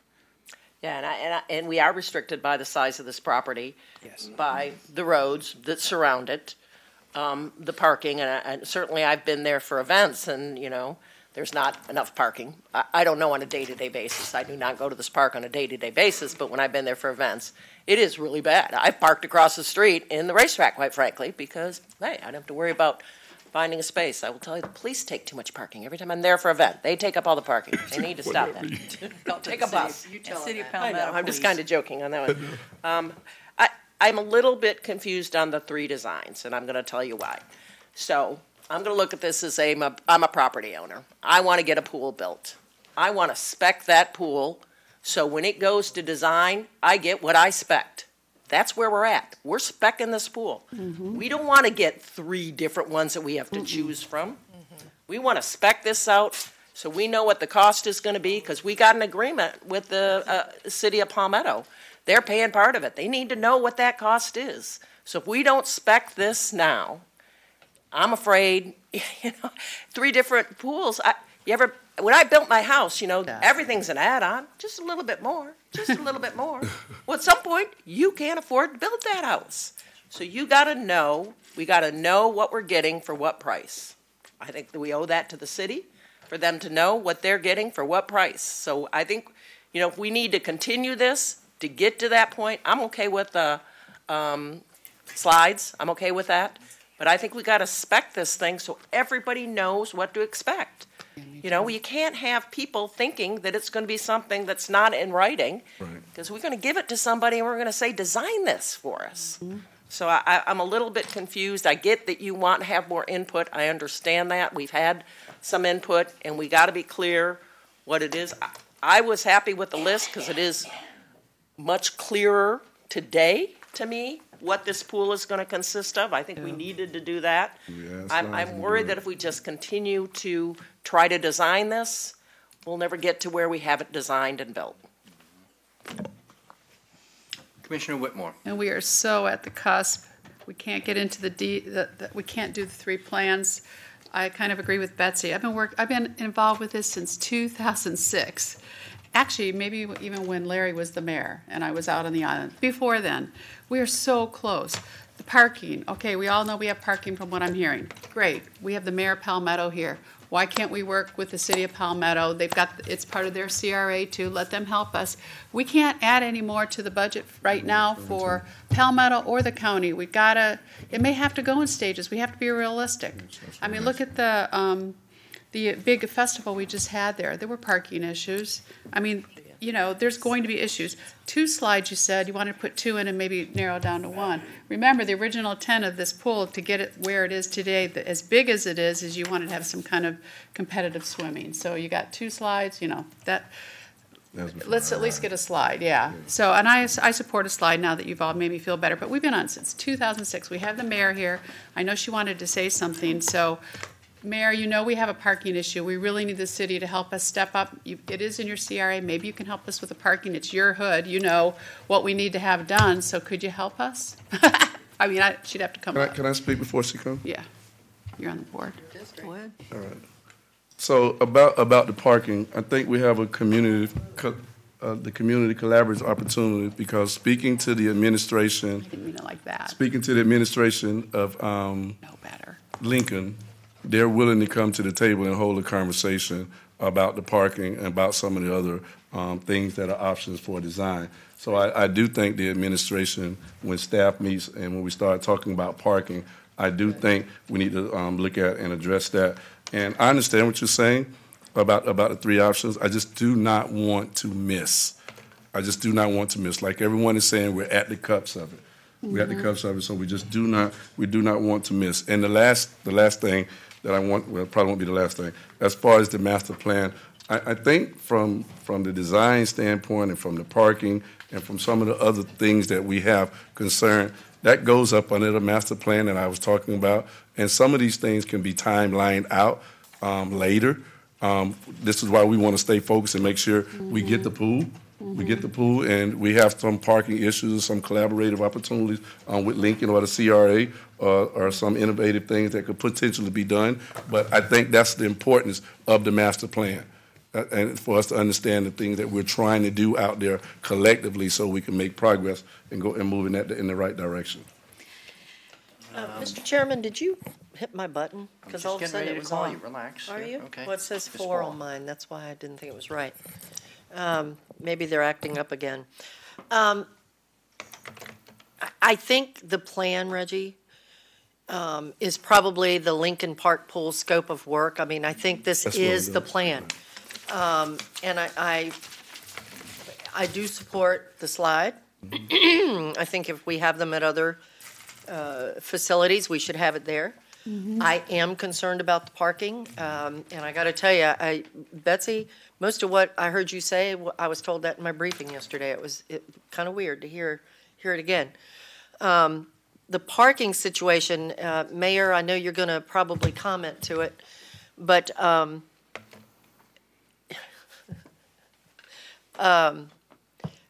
you know, we do need to work something out on the parking, because I have been there for events, as Commissioner Benak said, and parking it's already an issue.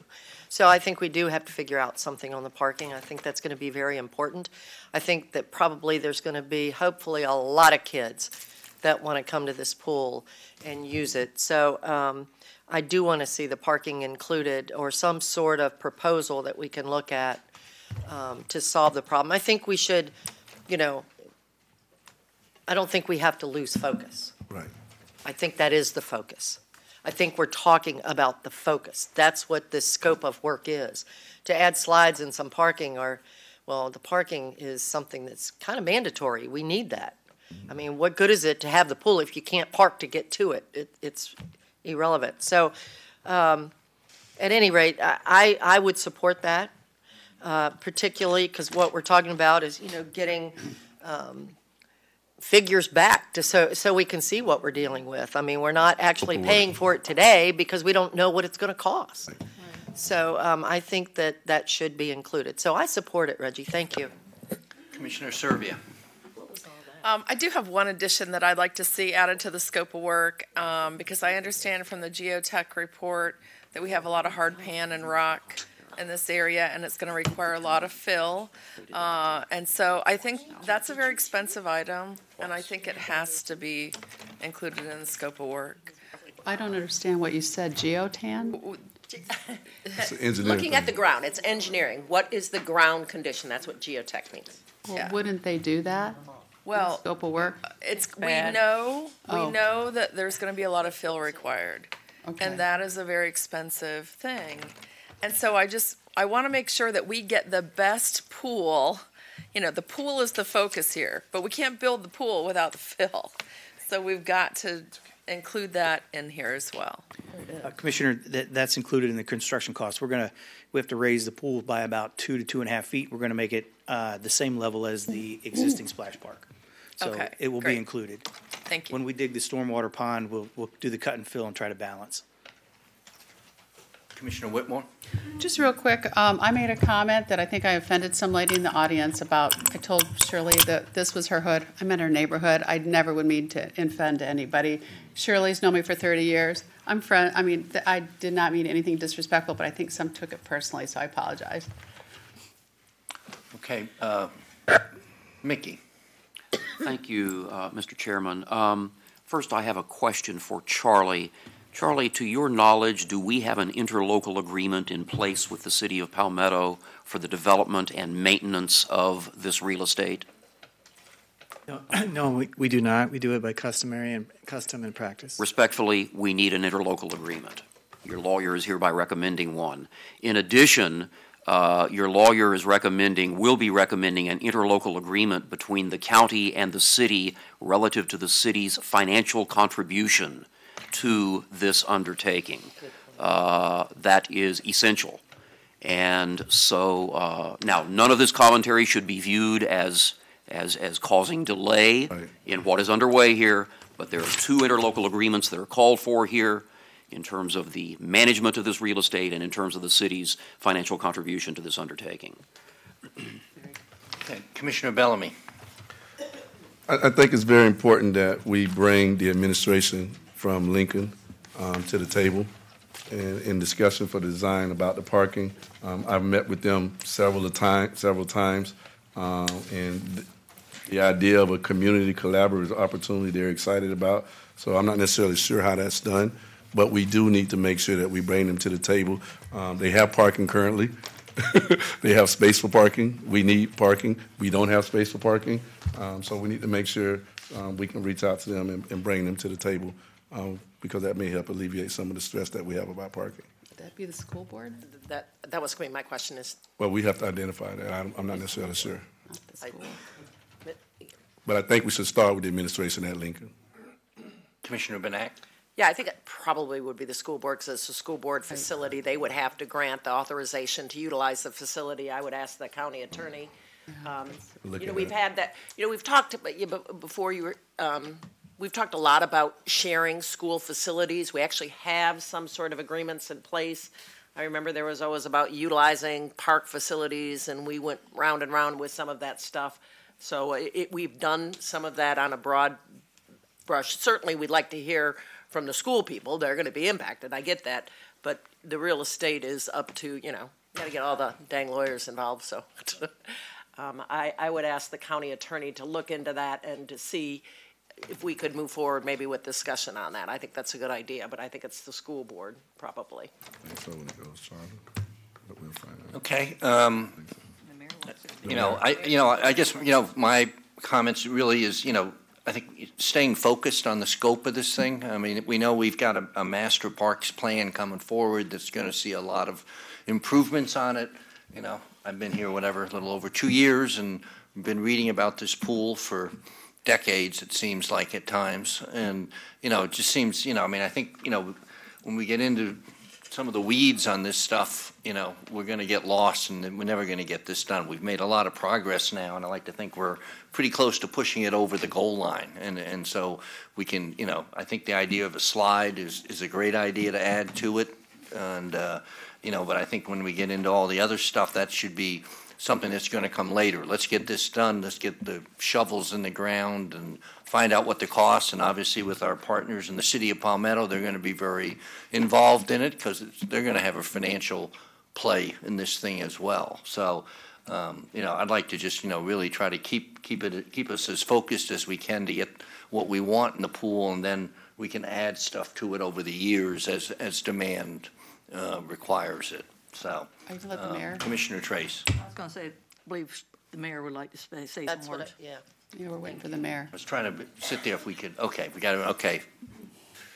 Mayor Thank Bryant. you. Shirley Groover Bryant, Mayor of the City of Palmetto, Florida. I want to thank you all for keeping on task with this project because it is long awaited. I've lived in Palmetto my entire life, and so I won't tell you how long that has been, that discussion of a pool over there. We don't, you know, we don't even want to go there. But one of the things I would tell you that the parking is critical. At the recent event, the Multicultural Festival, great event, but the parking, we were so overwhelmed that the parking was backing up. Getting into the parking area because there was none left, it was backing up onto the highway and creating a lot of hazards and traffic congestion that really is unnecessary. And if we do look at a larger scale at looking at that, the only thing I really truly know the best thing to do is if y'all can create some more land right in there, that would be awesome. I haven't been able to come up with that, but working with our partners would be excellent. And to Mr. Palmer's comments, we did, as we were entering into these discussions, our commission did make a commitment for a dollar amount, and we were waiting to have something more permanent to come back. And they're still very supportive of it. But I would also tell you part of the original agreements were that the portion for the pool would be deeded to Manatee County as part of our contribution. And that was one of the things that our commissioners were very, very, steadfast on making sure that that occurred. So, but we're totally behind the project. We're waiting on the county, and I appreciate y'all staying on task. It is truly, truly long overdue, but we have got to work with our different partners, but something needs to be concurrent working on the parking at the same time the pool is, because my concern is where the pool is going to be constructed, it is also going to displace more parking. So it will only get worse, it will not get better, unless something else is done. So I like Commissioner Bellamy's comments about working with the Lincoln Academy and trying to see if we can work something out there, because certainly they're one of the partners. Their school would have the advantage, the closest advantage to using that facility. So I think it behooves them to make that successful as well and to increase that parking. So knowing the layout of that, and maybe a conversation with the administration at the school board as far as the total property, because I don't know how much of that is part of the school, but where the tunnel is, you know, how that lays out. You know, where the tunnel comes through, is that still retained by the school board, or is that part of the Lincoln Academy? I don't know that. DOT, actually. The tunnel is. We learned.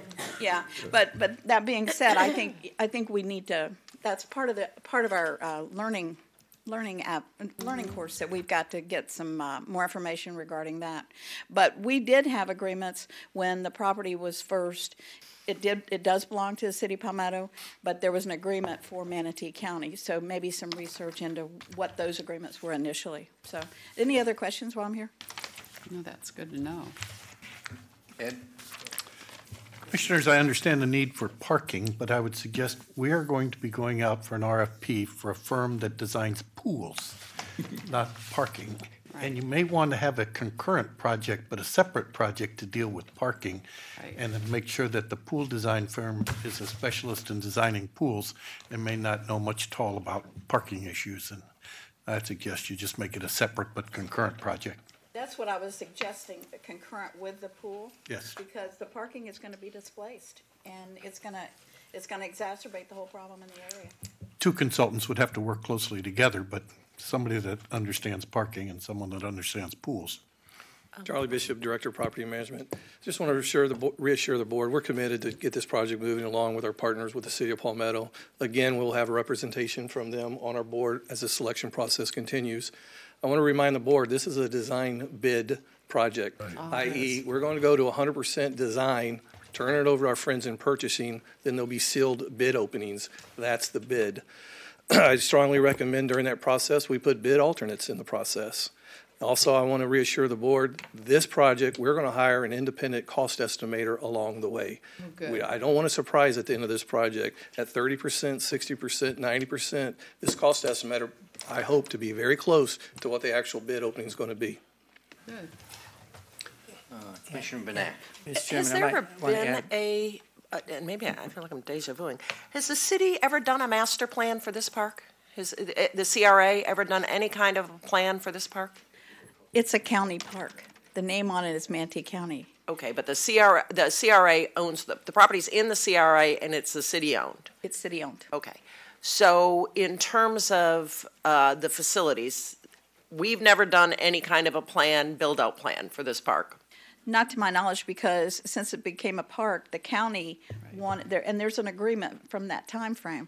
But the county wanted to make it a park, and so the city concurred and turned it over to Manatee County for a park.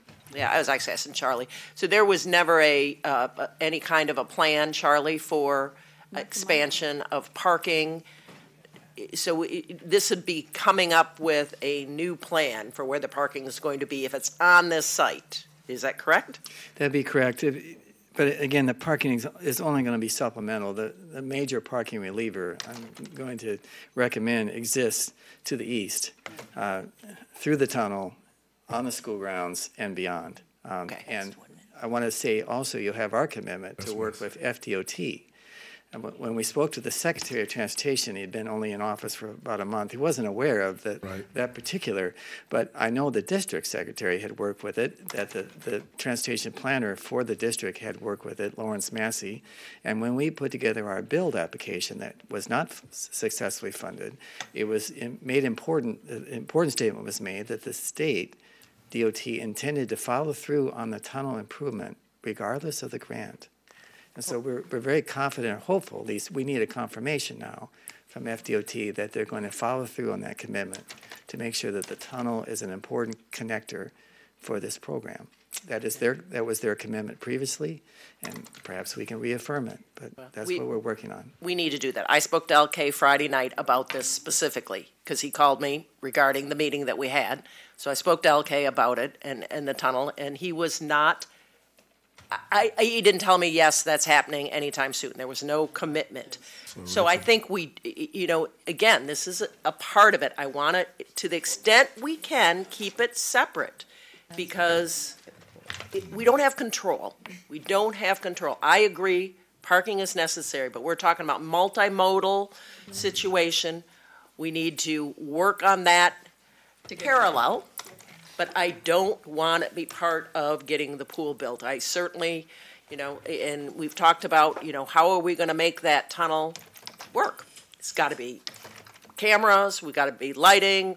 We know that there are significant improvements. We might need to work with the CRA. We might need to get something from the school board. I'm assuming the school board still owns the property. I forgot that it was a charter school. But I don't think they gave the property to the school.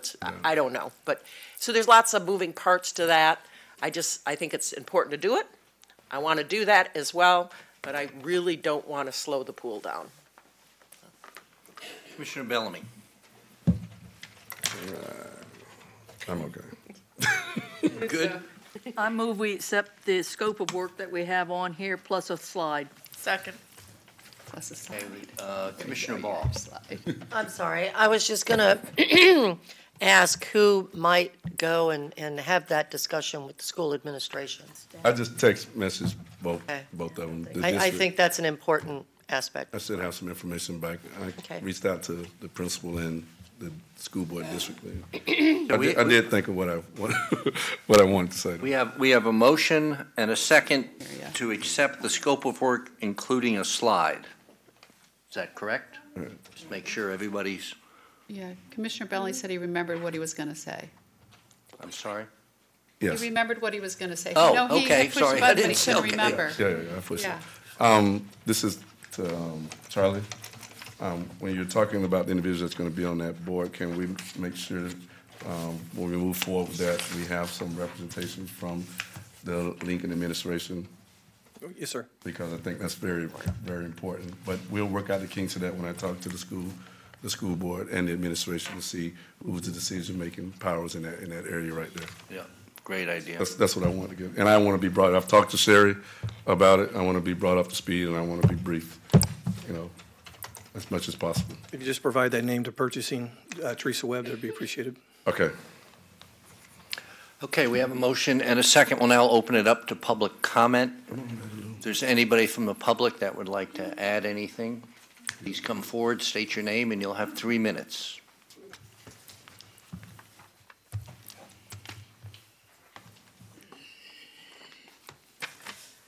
Good morning. Could you hear me? Okay, my name is Betty Sales Rose. I need to tell you something. A wise woman wished to have nobody as an enemy, but a wise woman refused to be anyone's victim. Now, I've been following this pool for a long time. You all already don't say this. The pool's supposed to be built by the end of this year. You all voted on it for this pool to be built. Now, I remember in the meeting, Charlie had said, they say when we had the meeting, one of the Olympic-built pool, he said we didn't need one because one was out at GT Bray, and I had to come back up and say we're not worrying about west, we're talking about north of the river. And so I don't understand how you all, the ones who was here when they voted, how could you renege and come back and say you have to have 3 scoops? We know 2 weeks ago, we wasn't here, you all fired Swift from doing the construction of the pool. You all knew how much the pool was going to cost then. And then you brought it back to the board before you all again, and that's not right. You are letting the peoples down. Over north of the river, we are someone. And then another thing I understand too, I know we have 2 at-large commission, we have 5 by the district. Mr. Bellamy is in our district. So we are looking for Mr. Bellamy to fight for this pool, but I know he's the only Democrat here, and the rest of y'all are Republicans. So we looking for him, and I know he's going to fight for this pool because the pool is supposed to be built by the end of this year. That's what all of you all say. Mr. Bellamy wasn't here, Missy wasn't here, but every one of you all else and other 2 was here, and y'all voted for it. Now you fired the guy, Swift Company, talking about it was too much, and you all knew how much it was anyway. And but it's not it really just upset me just to be sitting here talking to y'all, and you all here brought it back up, and the pool supposed to be finished. Right now, we don't have our tough field. The field over there at Lincoln supposed to be a football field. Y'all don't renege on that. And just like Mr. Bellamy had brought up about the tone, it's supposed to be from wherever you all went up in Washington. It's supposed to be built with lights and everything, and that will control the traffic of the pool out there because what they're supposed to do is come through the tone, open up. And now I'm listening to that. We got to go through 3 scoops, that's what Ed say, before we have another design. And you already had a design on the pool, but you fired the guy 2 weeks ago. And for us, the parking, it's a mess everywhere for parking. Even when we go up to the Seafood Festival up in Palmetto, when we come to Main Street, it's parking. I know my 3 minutes over, but we shouldn't worry about the parking. because the parking gonna be there. Just like Mr. Bellamy said, that he gonna send a message over there that they will let the facility be used, you know, the school, Lincoln Academy. So I don't know why we going through this, but you know, I am on the committee, and something got to be done where you all have reneged on this project and going back again, and everything is supposed to be built at the end of the year. The football field haven't been done yet, and it's supposed to be built. So I don't know what you all think about us north of the river. We are nobody. And yes, I did get very demeaning when Carolyn said that, and she know me very well as Simo's sister, that I don't go for the hood. I'm not from the hood. You understand? And yes, I did. That's all I got to say. Y'all need to bring back something up, because this pool's supposed to be built at the end of this year. Thank you. Okay, thank you, ma'am. Is there anybody else from the public? Ma'am, what is your name? I've not met you. I'm sorry. What? Yes, ma'am. Okay, it's nice to. Thank you. Yeah. Thank you. All right. Catherine. Thank you. Catherine Edwards. 2 weeks ago, commissioners withdrew the agreement with John Swift. I'm still not clear how that found its way on its agenda. But it appears in reading the documents that were provided in both the agenda today, the legal documents and emails from the procurement office within the finance department, that someone within the executive made the decision to cancel the agreement with Swift. The interesting thing is that 30% of the work had already been done with respect to design, and the total cost to the county for canceling the agreement for the work that's already been performed was about $111,000.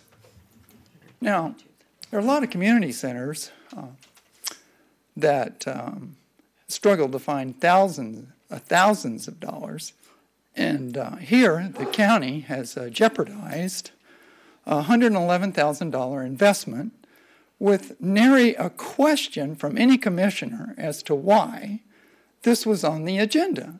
The only comment coming from Commissioner Baugh was, well, Commissioner Bellamy, this is in your district. And that was about it. And it passed. Now, the interesting part is the company that subcontracted with John Swift, Stantec, has an agreement with the county.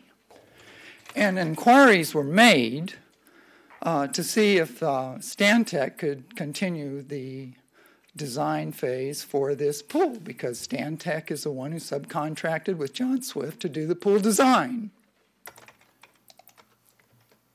So, with the agreement with John Swift, the same company designed the pool, and now the county, and then the county wanted to work with the subcontractor as the contractor for the pool design. To make any decision on what the pool design should be at this point and prepare RFPs seems premature without a better understanding of what happened within the executive to make, to put on the agenda cancellation of this agreement. And I hope that the county will delay this, sadly, because it's been in play for so long. But there's too much going on, too many undercurrents here. And there's a question on the RFP with, well, if Stantec bids on this, then they've already got monies for their part of the design, so they have an unfair advantage in any bid process, or they won't be considered. Thank you so much. Thank you. Thank you. Anybody else from the public that would like to come down and speak at this time? Seeing nobody come forward, we'll close public comment. I have a motion and a second. All those in favor say aye. Aye. All those opposed, motion passes 7-0.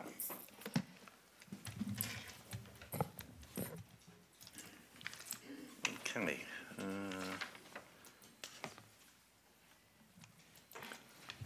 Now where are we?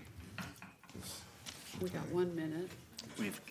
Now we're going to, the next 50 seconds, open up the Port Authority meeting.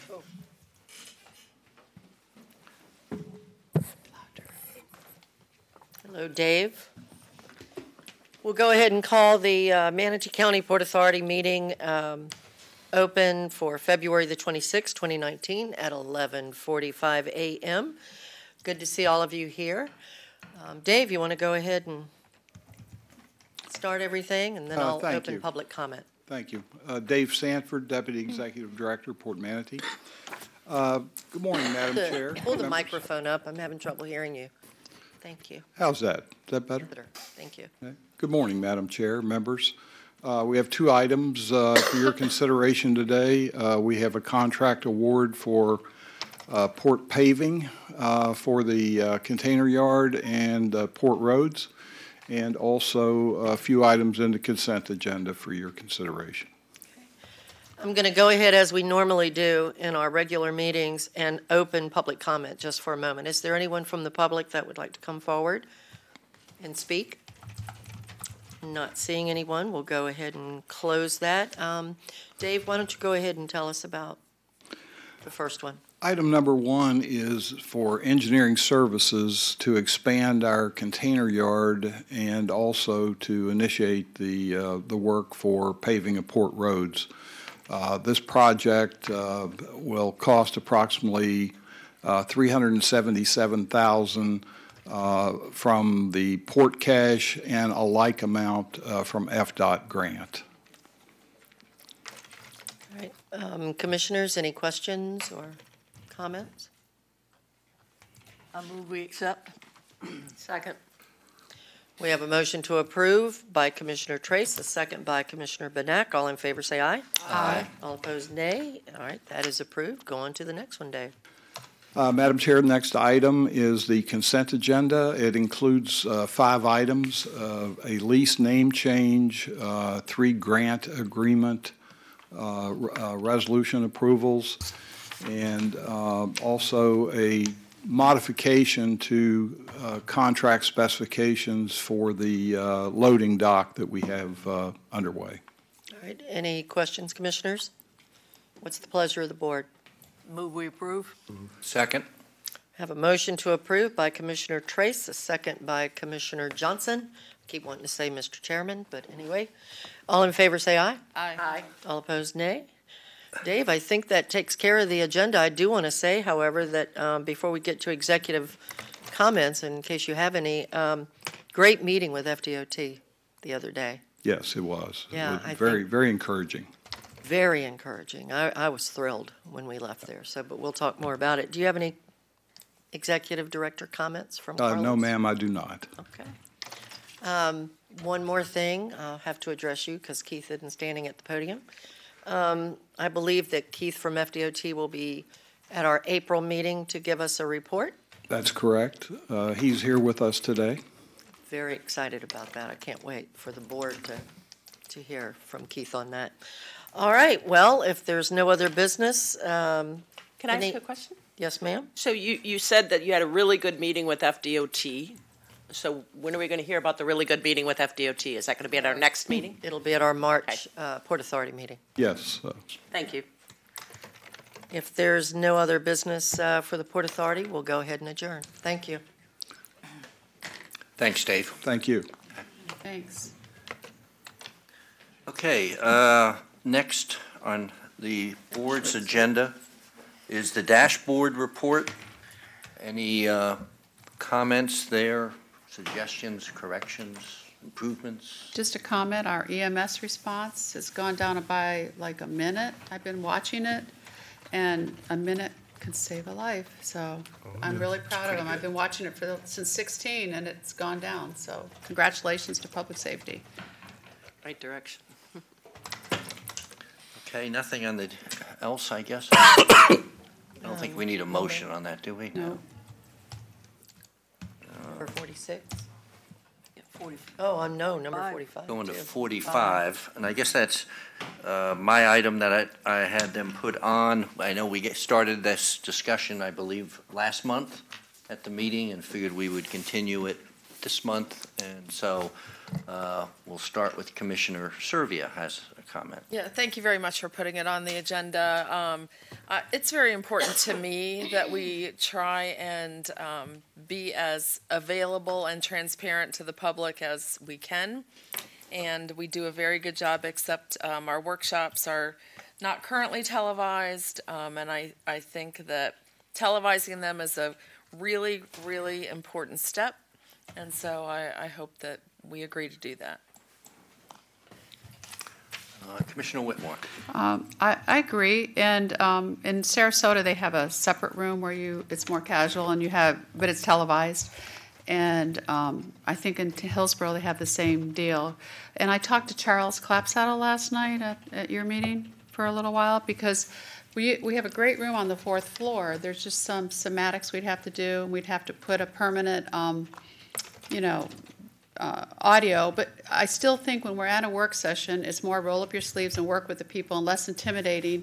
And in Sarasota, the public comes up and sits across at the dais, and at the city of Sarasota, they do the same thing. So it's more of a one-on-one, and you get more out of people not being so intimidated with us being up here and down there. He said he could be glad to work with staff to see if it's possible to do something on the 4th floor, and and be able to have that public, because I have no problems with that. What I had problems with is not being able to be down with the public and being a little bit more open to the public for work sessions. So I agree with that. If staff can figure out a way to do something on the 4th floor or another room in the building that would be big enough to hold public for a work session. Commissioner Benak. Yeah, I separately had a similar conversation with Charles while I was waiting for the meeting to begin last night. And we were just talking about where we could hold work sessions and the difference. I mean, we could have our work sessions in here. Everything's here. It would make it easiest, but I'm not sure what the difference between a work session and a regular meeting would be. Everybody would stand at the podium and present. It would just be, each time we'd have to say, oh, this is a work session, we can't vote. So the idea of being in a more relaxed atmosphere, and he said that, it would cost money to install on the 4th floor. I'm just wondering if that's even really big enough. We have work sessions there, generally speaking. Usually it works out. We don't usually get a ton of people that come, but that would be an issue. I don't know if there's any other options. But I think if we want to explore this option, we have to have real information. I'd like to know what it would cost to put in the infrastructure to have it televised on the 4th floor. And if there are any other options, who knows? We're going to get a room at, USF one of these days. They just told us. Right. So I don't know how long that's going to take. But, there might be off-site options. We've had work sessions at the convention center. Yeah. I don't know if there's other options, but maybe we should explore that and find out what the cost is. I would like that information before I was willing to make a decision. Commissioner Ball. Well, someone told me, maybe it was, I can't remember now who it was in the administration, that actually they would love to have the Manatee room back on the 4th floor for a couple of offices, that they need the space. Probably makes sense. Maybe it was you. Somebody told me that. And the other thing is, I know in Sarasota County, yes, they have a separate room. We've all been there. But in the city of Sarasota, they actually sit at a table in front of their dais. So we could certainly do that. We already have everything wired for the TV cameras. That would be something that might be the cheapest route to take, and we could just sit at a table. If we can, right down there. Yeah. And the other thing is that I mean, we all know we've been having workshops on stormwater. We've had how many meetings on stormwater, and I know we're having one, I think, this Thursday. And really, they've been up on the 4th floor, and we're talking about perhaps a stormwater fee that the residents of this county would be responsible for. So I think probably the sooner we really, if we're going to do this, we need to do it rather quickly, so that the public can hear what we're talking about in our workshops. I think, I think that Misty is correct. we need more transparency, and perhaps if we had more transparency, then maybe the public would have a better understanding of why we have to do sometimes what we have to do, and I'm all for that. So I would support moving our workshops here in the chambers, and, if everybody feels that strongly about it, I don't care, let's sit at a table out front, in front of the dais. It doesn't matter to me. Yeah, we feel strongly about it. I don't see anybody else, but, I think what we need is some direction to the staff as to what we're looking at. I agree with Betsy and Vanessa as to, looking at and getting a cost estimate of, either what it would cost to have the fourth floor set up for TV type, production, if you will. Here she comes. And she is. And then number two would be, what would be the cost to what I would say, if we're going to sit in the front here, we're all going to need, Bengay for our necks, trying to look at the audio visual. There's so much of that workshop. So I'd look to see if they could do some drop-down screens and things like that, because I don't think it's going to be real user-friendly if we're sitting way down there, straight up, for several hours. But so maybe some drop-down screens or something, maybe an inexpensive way to do it. But that's kind of what I'm hearing those are kind of the two options. I think the options are, I think we all agree that we want to have them put on TV, and then it's just a matter of here or there, and then it's just a matter of looking at the costs of here versus there, knowing, and I heard the same thing that Vanessa did, that there is a need to expand some of the building department space, so ultimately that fourth floor may get taken away from us for these type of sessions, so I'd hate to sit there and throw money down the tube and fixing that all up, and then a year from now saying, oop, we need to move out, type of thing. So that's kind of the direction I'm giving, or that's what I'm hearing my fellow commissioners, and you have the floor. Mr. Chairman, members of the board, just wanted to mention that on the we were not able to get the room for your 28th for this Thursday's work session, just because there was already an advertised hearing here for the Planning Commission, but we do have it reserved for the future months, just in case this ends up being the location that you want to be in, and we will bring you back options based on all of your comments very shortly. Okay, that'd be great, Sherry. Thank you very much. Okay, I guess we're moving along to item 40. Misty's on the board. Oh, I'm sorry. I'm sorry, Reggie is. I'm sorry. I'm on the board, and I'm wondering, is there an off-site location for a workshop? And some of the things that I've experienced here recently, an example would be the the convention center. I won't say the civic, the convention center, and I know there are some other areas that are offered out there in the community from the United Way and from some other entities that we could potentially look at. And instead of having the people come to us, we can go to the people and have workshops. And I don't know how favorable that is, but it's an option. It's an idea. Just want to. I think the Civic Center, based on what the Convention Center, based on what happened last night, it's clear we can have a workshop there. We can invite people in, the mics. And everything can be recorded, and it can be set up for to make sure we understand. And I'm losing my thought because I'm thinking about last night. Good meeting. Commissioner Benak? Yeah, and I know we have had work sessions at the convention center, and ATV is accommodating. It's not super easy for them to have to set up everything there.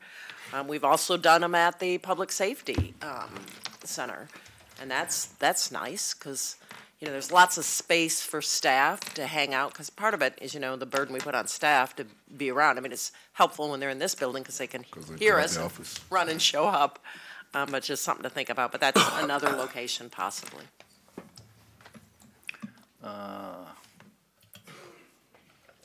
So maybe we'll expand the scope and maybe take a look at the Civic Center Okay.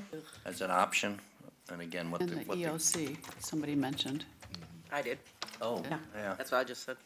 We'll be inclusive of all those options. I think Thank you. Robinson Park in January is a wonderful spot. I kind of like the beach, you know. Maybe not the so much in sandbar. August. Sandbar. Manatee Beach, they have lovely facilities. They have wonderful facilities. So we've given you a pretty good open sheet of paper there to try to give We'll us work. some different options and just, along with the costs Yes. as to, and I would factor in somewhat maybe some of the inconvenience, because I know a lot of the staff then's going to have to travel from this building different areas around, so there's a loss of productivity from that standpoint. Again, just me talking, but, that's, we'll look forward to maybe, the next month or so, you can get that back to us. We will. Sure. We will. Thank you. Thank you. Mhm. Okay, the next item is item 46, and I think that's Commissioner Whitmore. It's the letter that Vanessa had brought up at one of our meetings that we all hadn't gotten a copy of, and when we went to Tallahassee, we had told Senator Galvano that we would look at voting for it and support. So I don't know if Nick wants to just do a quick little intro about what it is for public, and then I'm sure we're all probably going to support it, maybe not, but we'll see. I just thought I needed to bring it up so we could talk about it publicly, since we couldn't really up there. Thank you, Commissioner Whitmore. Commissioners, Chairman Johnson.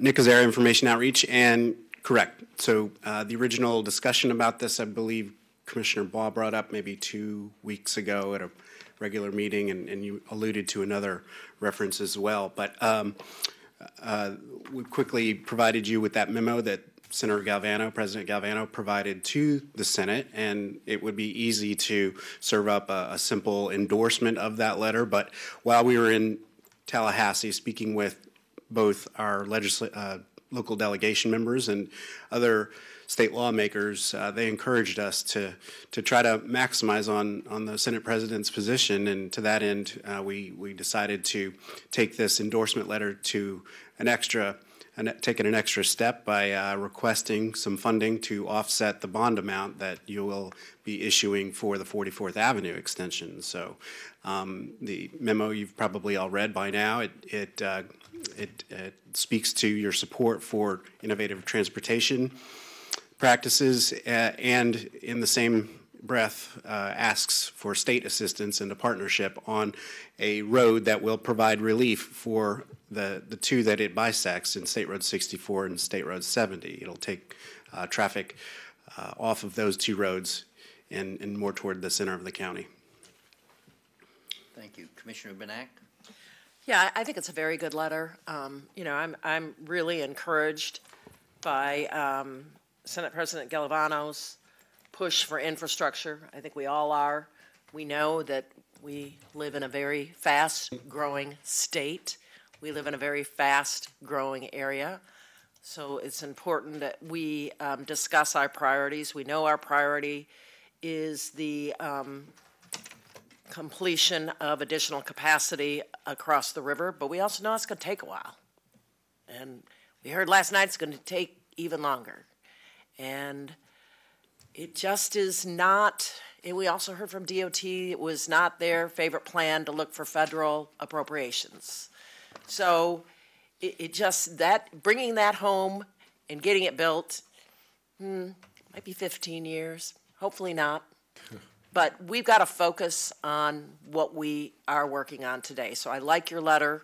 I did have a conversation with LK about this because, quite frankly, I said I'm frustrated by. Well, he first asked me, "Is the board frustrated by about how fast things are moving on the Central Manatee Network analysis?" And I said, because he said he heard that from our discussion with the DOT secretary. And I said, okay, yeah. I said, it's absolutely something that has been a priority that we get something done. But we recognize there's going to have to be a lot of communication. We heard last night what the steps are, and I'll talk about that. I'll let Reggie talk about it when he gets to it. So I think this is important to focus on transportation. I don't know if it'll work, honestly, but I think we got to give it a shot. So I liked your letter. Thank you. Commissioner Whitmore. I'd like to make a motion to authorize for the chairman to execute the letter of support to Florida Senate President Bill Galvano. Second. A motion and a second. Open it for public comment. Anybody from the public that would like to come down and talk? Seeing nobody, we'll close public comment. We have a motion and a second. Is that now for both letters or just one? One letter. One letter. One letter. Okay, so, say motion. So all those in favor say aye. Aye. Opposed? 7-0. Second. Thank you, Commissioners. Just a note here, after we are able to sign and send the letter, we'll reach out to Senator Galvano's office, definitely fast track the letter to him, but based on the reaction that receives, it may prompt another more need to go back to Tallahassee and talk about this project. It was not part of your legislative priority list, and we did not talk about it when we were in Tallahassee last week. So it's something to consider based on the reaction that we receive. Well, for $44 million, I think we should. It is substantial. Yeah, for $44 million. Come to write us a check, we'll be good. Yeah, we'll be there. Save the trouble. We'll accept a big one of those big cardboard checks. We'll take it. Train. Okay, thanks, Nick. Thank you, Commissioner. Appreciate your help. So we're down to the last thing, Commissioner comments. Just real quick, Barney Salmon, all of you know him, worked in planning. He, the mayor of Holmes Beach was here earlier. She hired him for development planning services for the city of Holmes Beach. So he's going to be overseeing the building department and code enforcement. As you know, Anna Maria got in trouble because their building officials, they're not experienced in FEMA and all that and insurance. So I was shocked because she didn't tell me till after she hired him. And also, Mickey, you mentioned this interlocal agreement between the city of Palmetto regarding this issue we just went over. We have other, cities, like I mentioned, the tennis courts in Holmes Beach, I don't know if there's any interlocal agreement. I think we either need to formalize stuff, and why are we doing some of this stuff in other areas? So there is a very passive thing that Charlie said for years that we've done. So I think we need to have a formal agreement, either do it or not doing it. I mean, I'm sure there's other areas in the county and other cities that we're doing the same thing. And I don't ever remember as mayor ever having to do anything formally with the county on that. Ed? It might be wise, but I'll be tasking Sherry with this to get a look at what type of agreements you have with each of the cities, because I believe a number of them might just be handshakes from years gone by. Totally. And no one really knows how it got started or why it got started, but you have arrangements with the cities that may need to be identified and codified. And that's my only comments. Thank you. Reggie? All right, I got a couple things. I'm going to move real quick in respect for the lunch hour. I've heard back from the school district, and LMA, it's the school district property, so LMA is in charge of the property. So we do need to make sure when we want to hold that conversation, we have the administration from LMA to the table. They own it? Oh, okay. They own the property? They make the decisions. LMA controls as long as they are a charter. Oh, good. And that's coming from Charlie Kennedy. I don't want to put you on the spot, Charlie, but that's why I text messaged it. Just real quick about the Transportation Summit last night. For the individuals that came out, I want to tell you all thank you. I thought did a very, very, very great job. Ms. Marshall kind of laid out the timeline and gave us a clear understanding of the steps that will be taken next. My thought, well, one thing I did see is a lot of people came up and they were very passionate about it. I did give our thanks to Representative Wingate for actually holding the Transportation Summit. There's a lot of work, and from my standpoint, that I feel like that needs to be done, but I think we're in a good place. I think we're in a good place. There's a lot of misinformation still out there. One thing that was brought up is that our commission had already agreed or proposed to fly over or something like that. And I know that was not true.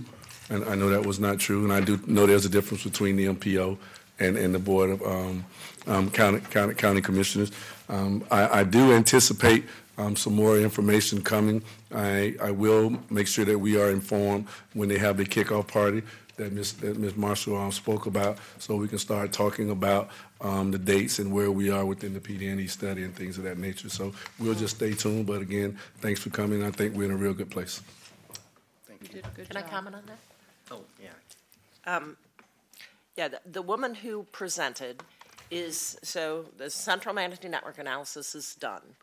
And that apparently was very confusing to a lot of the residents. I didn't realize that because, I tend to understand it differently sometimes. So that was, okay, that was great discussion. I was glad to hear that. So for DOT, when they presented, they went to the new team, which is the PD&E team. And a woman named Jennifer Marshall presented what's going to happen, and she was very specific in the PD&E. So we need to get her PowerPoint. Right. Oh, yeah. And she will be presenting, I believe, at the MPO meeting in March. So I think that will be very good. Can she come to us? I want to clarify, the MPO never, ever took a vote on anything.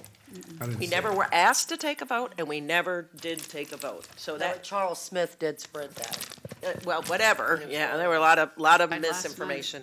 But I did take a picture of the project schedule that she put up there. Right. This is for the Braden Palmetto Connector Study. Project schedule November 2019, advertised for consultant. February 2020, select consultant. May 2020, execute study contract. And then she said it'd be 18 months to 2 years to get the study done. That's just to get through the connector study, PD&E. Right. But she went through how, and she'll do it again, hopefully, about how they're going to boil all the options down. So she did a good job. Can she come here? Because some of us don't go to the MPO meetings. I don't know. That's a staff. I'm not in control. I personally want the study, so 2023 is when I want to hear from her. Can you just Mr. forward Chair, that power slide? can I reach out to Representative Wingate's office and ask, can we have that presentation done here? Is that what we're asking? Say staff could do that, right? Okay. Yeah. County administrator folks. Yeah, staff is saying yes. They will Okay. reach out, ask if they will come and do that presentation to us. All right. And I just reached out to the office. They'll send the PowerPoint presentation and I'll distribute it through the. It actually is pretty self-explanatory. Commissioner Trace, anything? I'd like to invite everybody to Parish this weekend. We have our Heritage Day, and Charles Clapp-Saddle is our Grand Marshal in the parade. Oh, And yes. I'm proud not to come and ask all of y'all to vote for Commissioner's Roadkill Chili, so we can maybe win a trophy. We haven't won yet. It was good last year. Yeah. My son is once again head chef, and there will be interesting things in the booth, so please come. Commissioner Benak? Just one thing, I got a request from someone on it, was a text, so I'll copy it and send it on. They said there's free radon tests being done at homes that Sarasota County is providing. Do we do the same? Does anybody do radon tests? I think we do. I remember getting this from Charlie's here. Anybody know anything about this? Otherwise, I'll just send it through CAC, but I figured. Send it through, we'll take a look. I know something in the history banks. Okay, I'll send it through the CAC. Okay, I think that's it for me. Okay. Misty? I'll try to be short, but I do feel I have some important things to bring up. Number one, I would like to suggest to the board at this time, as we're transitioning in and out of county administrators, and we're preparing to go forward and do a search for a county administrator, that we hold a facilitated workshop. I would like to see someone come in, someone like Barry Banther or some other facilitator, to make sure that this board knows what they're looking for in a county administrator, that we have a single focus so that we can direct the person or the team that is going to look for candidates in the most efficient way. So I would like for you all to consider that. We get over the honeymoon period from today and maybe talk I about it at the know. next meeting. Yeah. I know. Okay, so think about that. Next, I think we were all visited by the Floridians Against Fracking this week, and I know that they were soliciting individual commissioners to support, and I suggested that maybe the board as a whole could support their efforts, and so I'd like for you all to consider that. If we agree, then we could have the chairman write a letter in support against that. I already signed one. Me but too. I already did it individually, so there's already 4 of us. Do it as it doesn't matter to me. But it was it was a chemical fracking. It wasn't, yeah. It was more, Specific. I have Specific. the information you do. Yeah, it's too. on my desk. It was expanded. Yeah. All right. Next, I have received an email from someone asking again for the status of the lights that they have requested in the Pride Park area on 12th Street. So that is the first time I've heard that request as a sitting commissioner. I don't know what's been done in the past, so if staff could please update us on the status of lighting on 12th Street. Gettle Toyota, I want to bring, I've heard it for a number of complaints about the construction and the noise, which I know is unavoidable. But one of the things that I notice when I drive past there is that it does not appear that there's a roadway buffer at all, and it's a very large, expansive area. And maybe I'm not seeing it correctly. So if staff could just let us know about that, because as FDOT works hard to try and beautify the corridor, I want to make sure that we're doing our part as well. And lastly, code enforcement. I receive regularly input from a lot of people, but mostly the Whitfield neighborhood, on their frustration with code enforcement. I think that it's a lack of understanding or maybe a lack of patience on their part.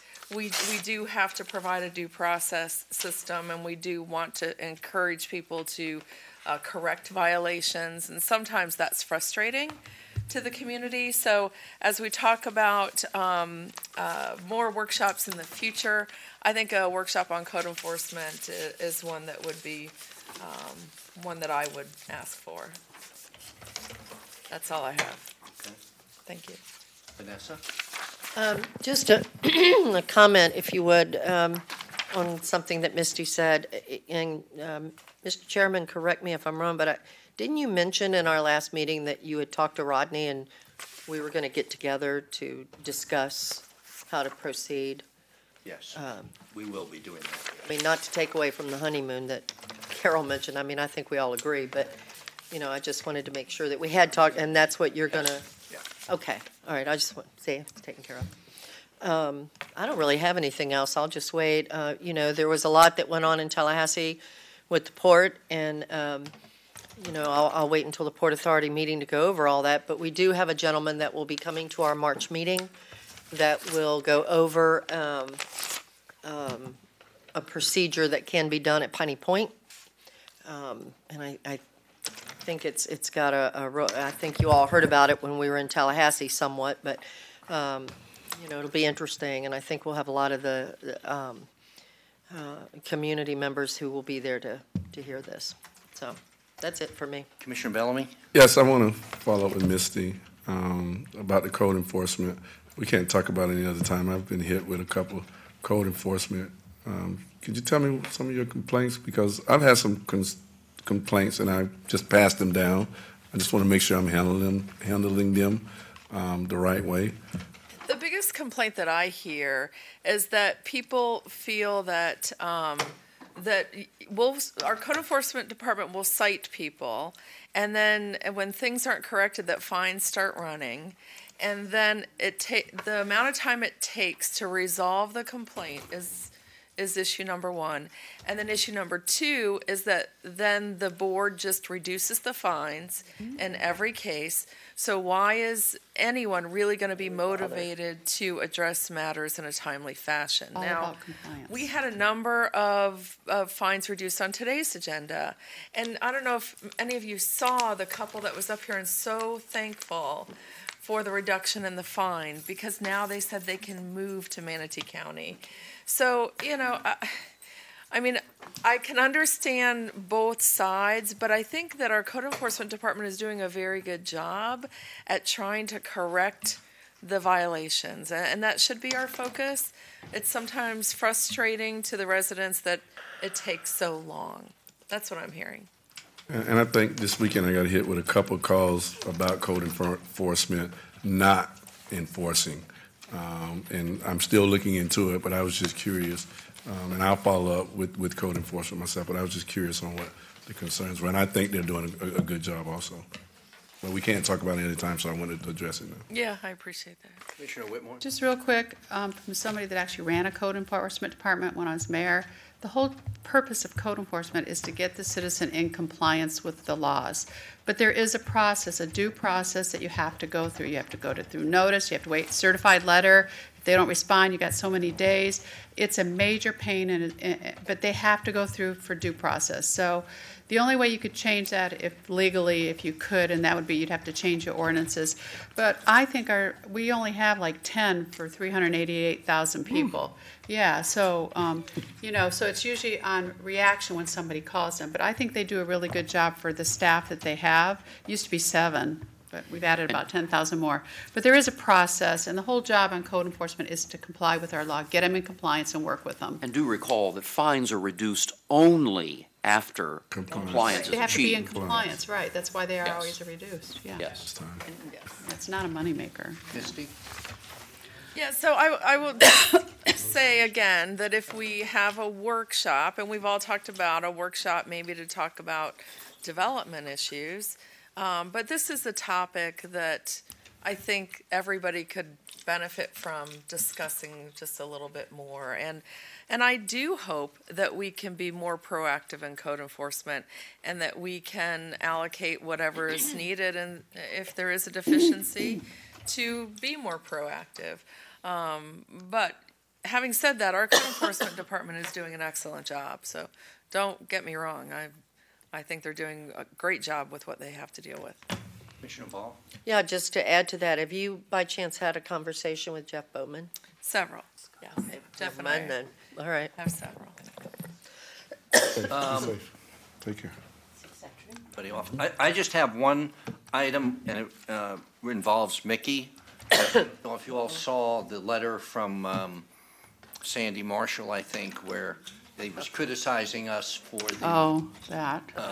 the way the medical reimbursements were coming, and I think challenged a lot of the stuff that Mickey had put in his memo to him.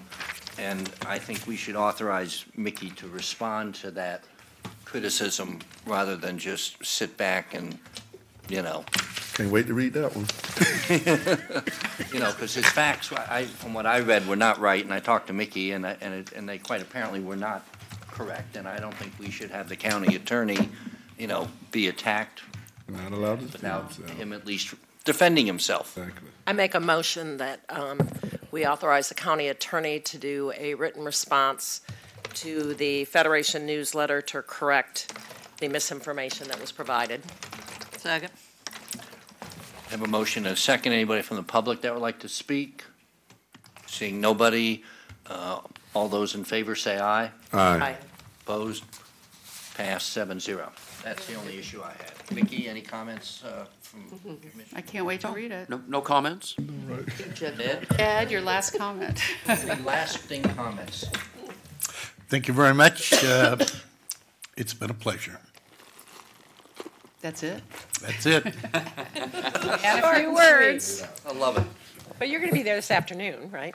Yes. Work session? Thank you. Oh, maybe. I forgot about that. Oh, my gosh. Fun. I'm here to help Yeah. Sherry. Okay. Meeting adjourned. You're not done yet.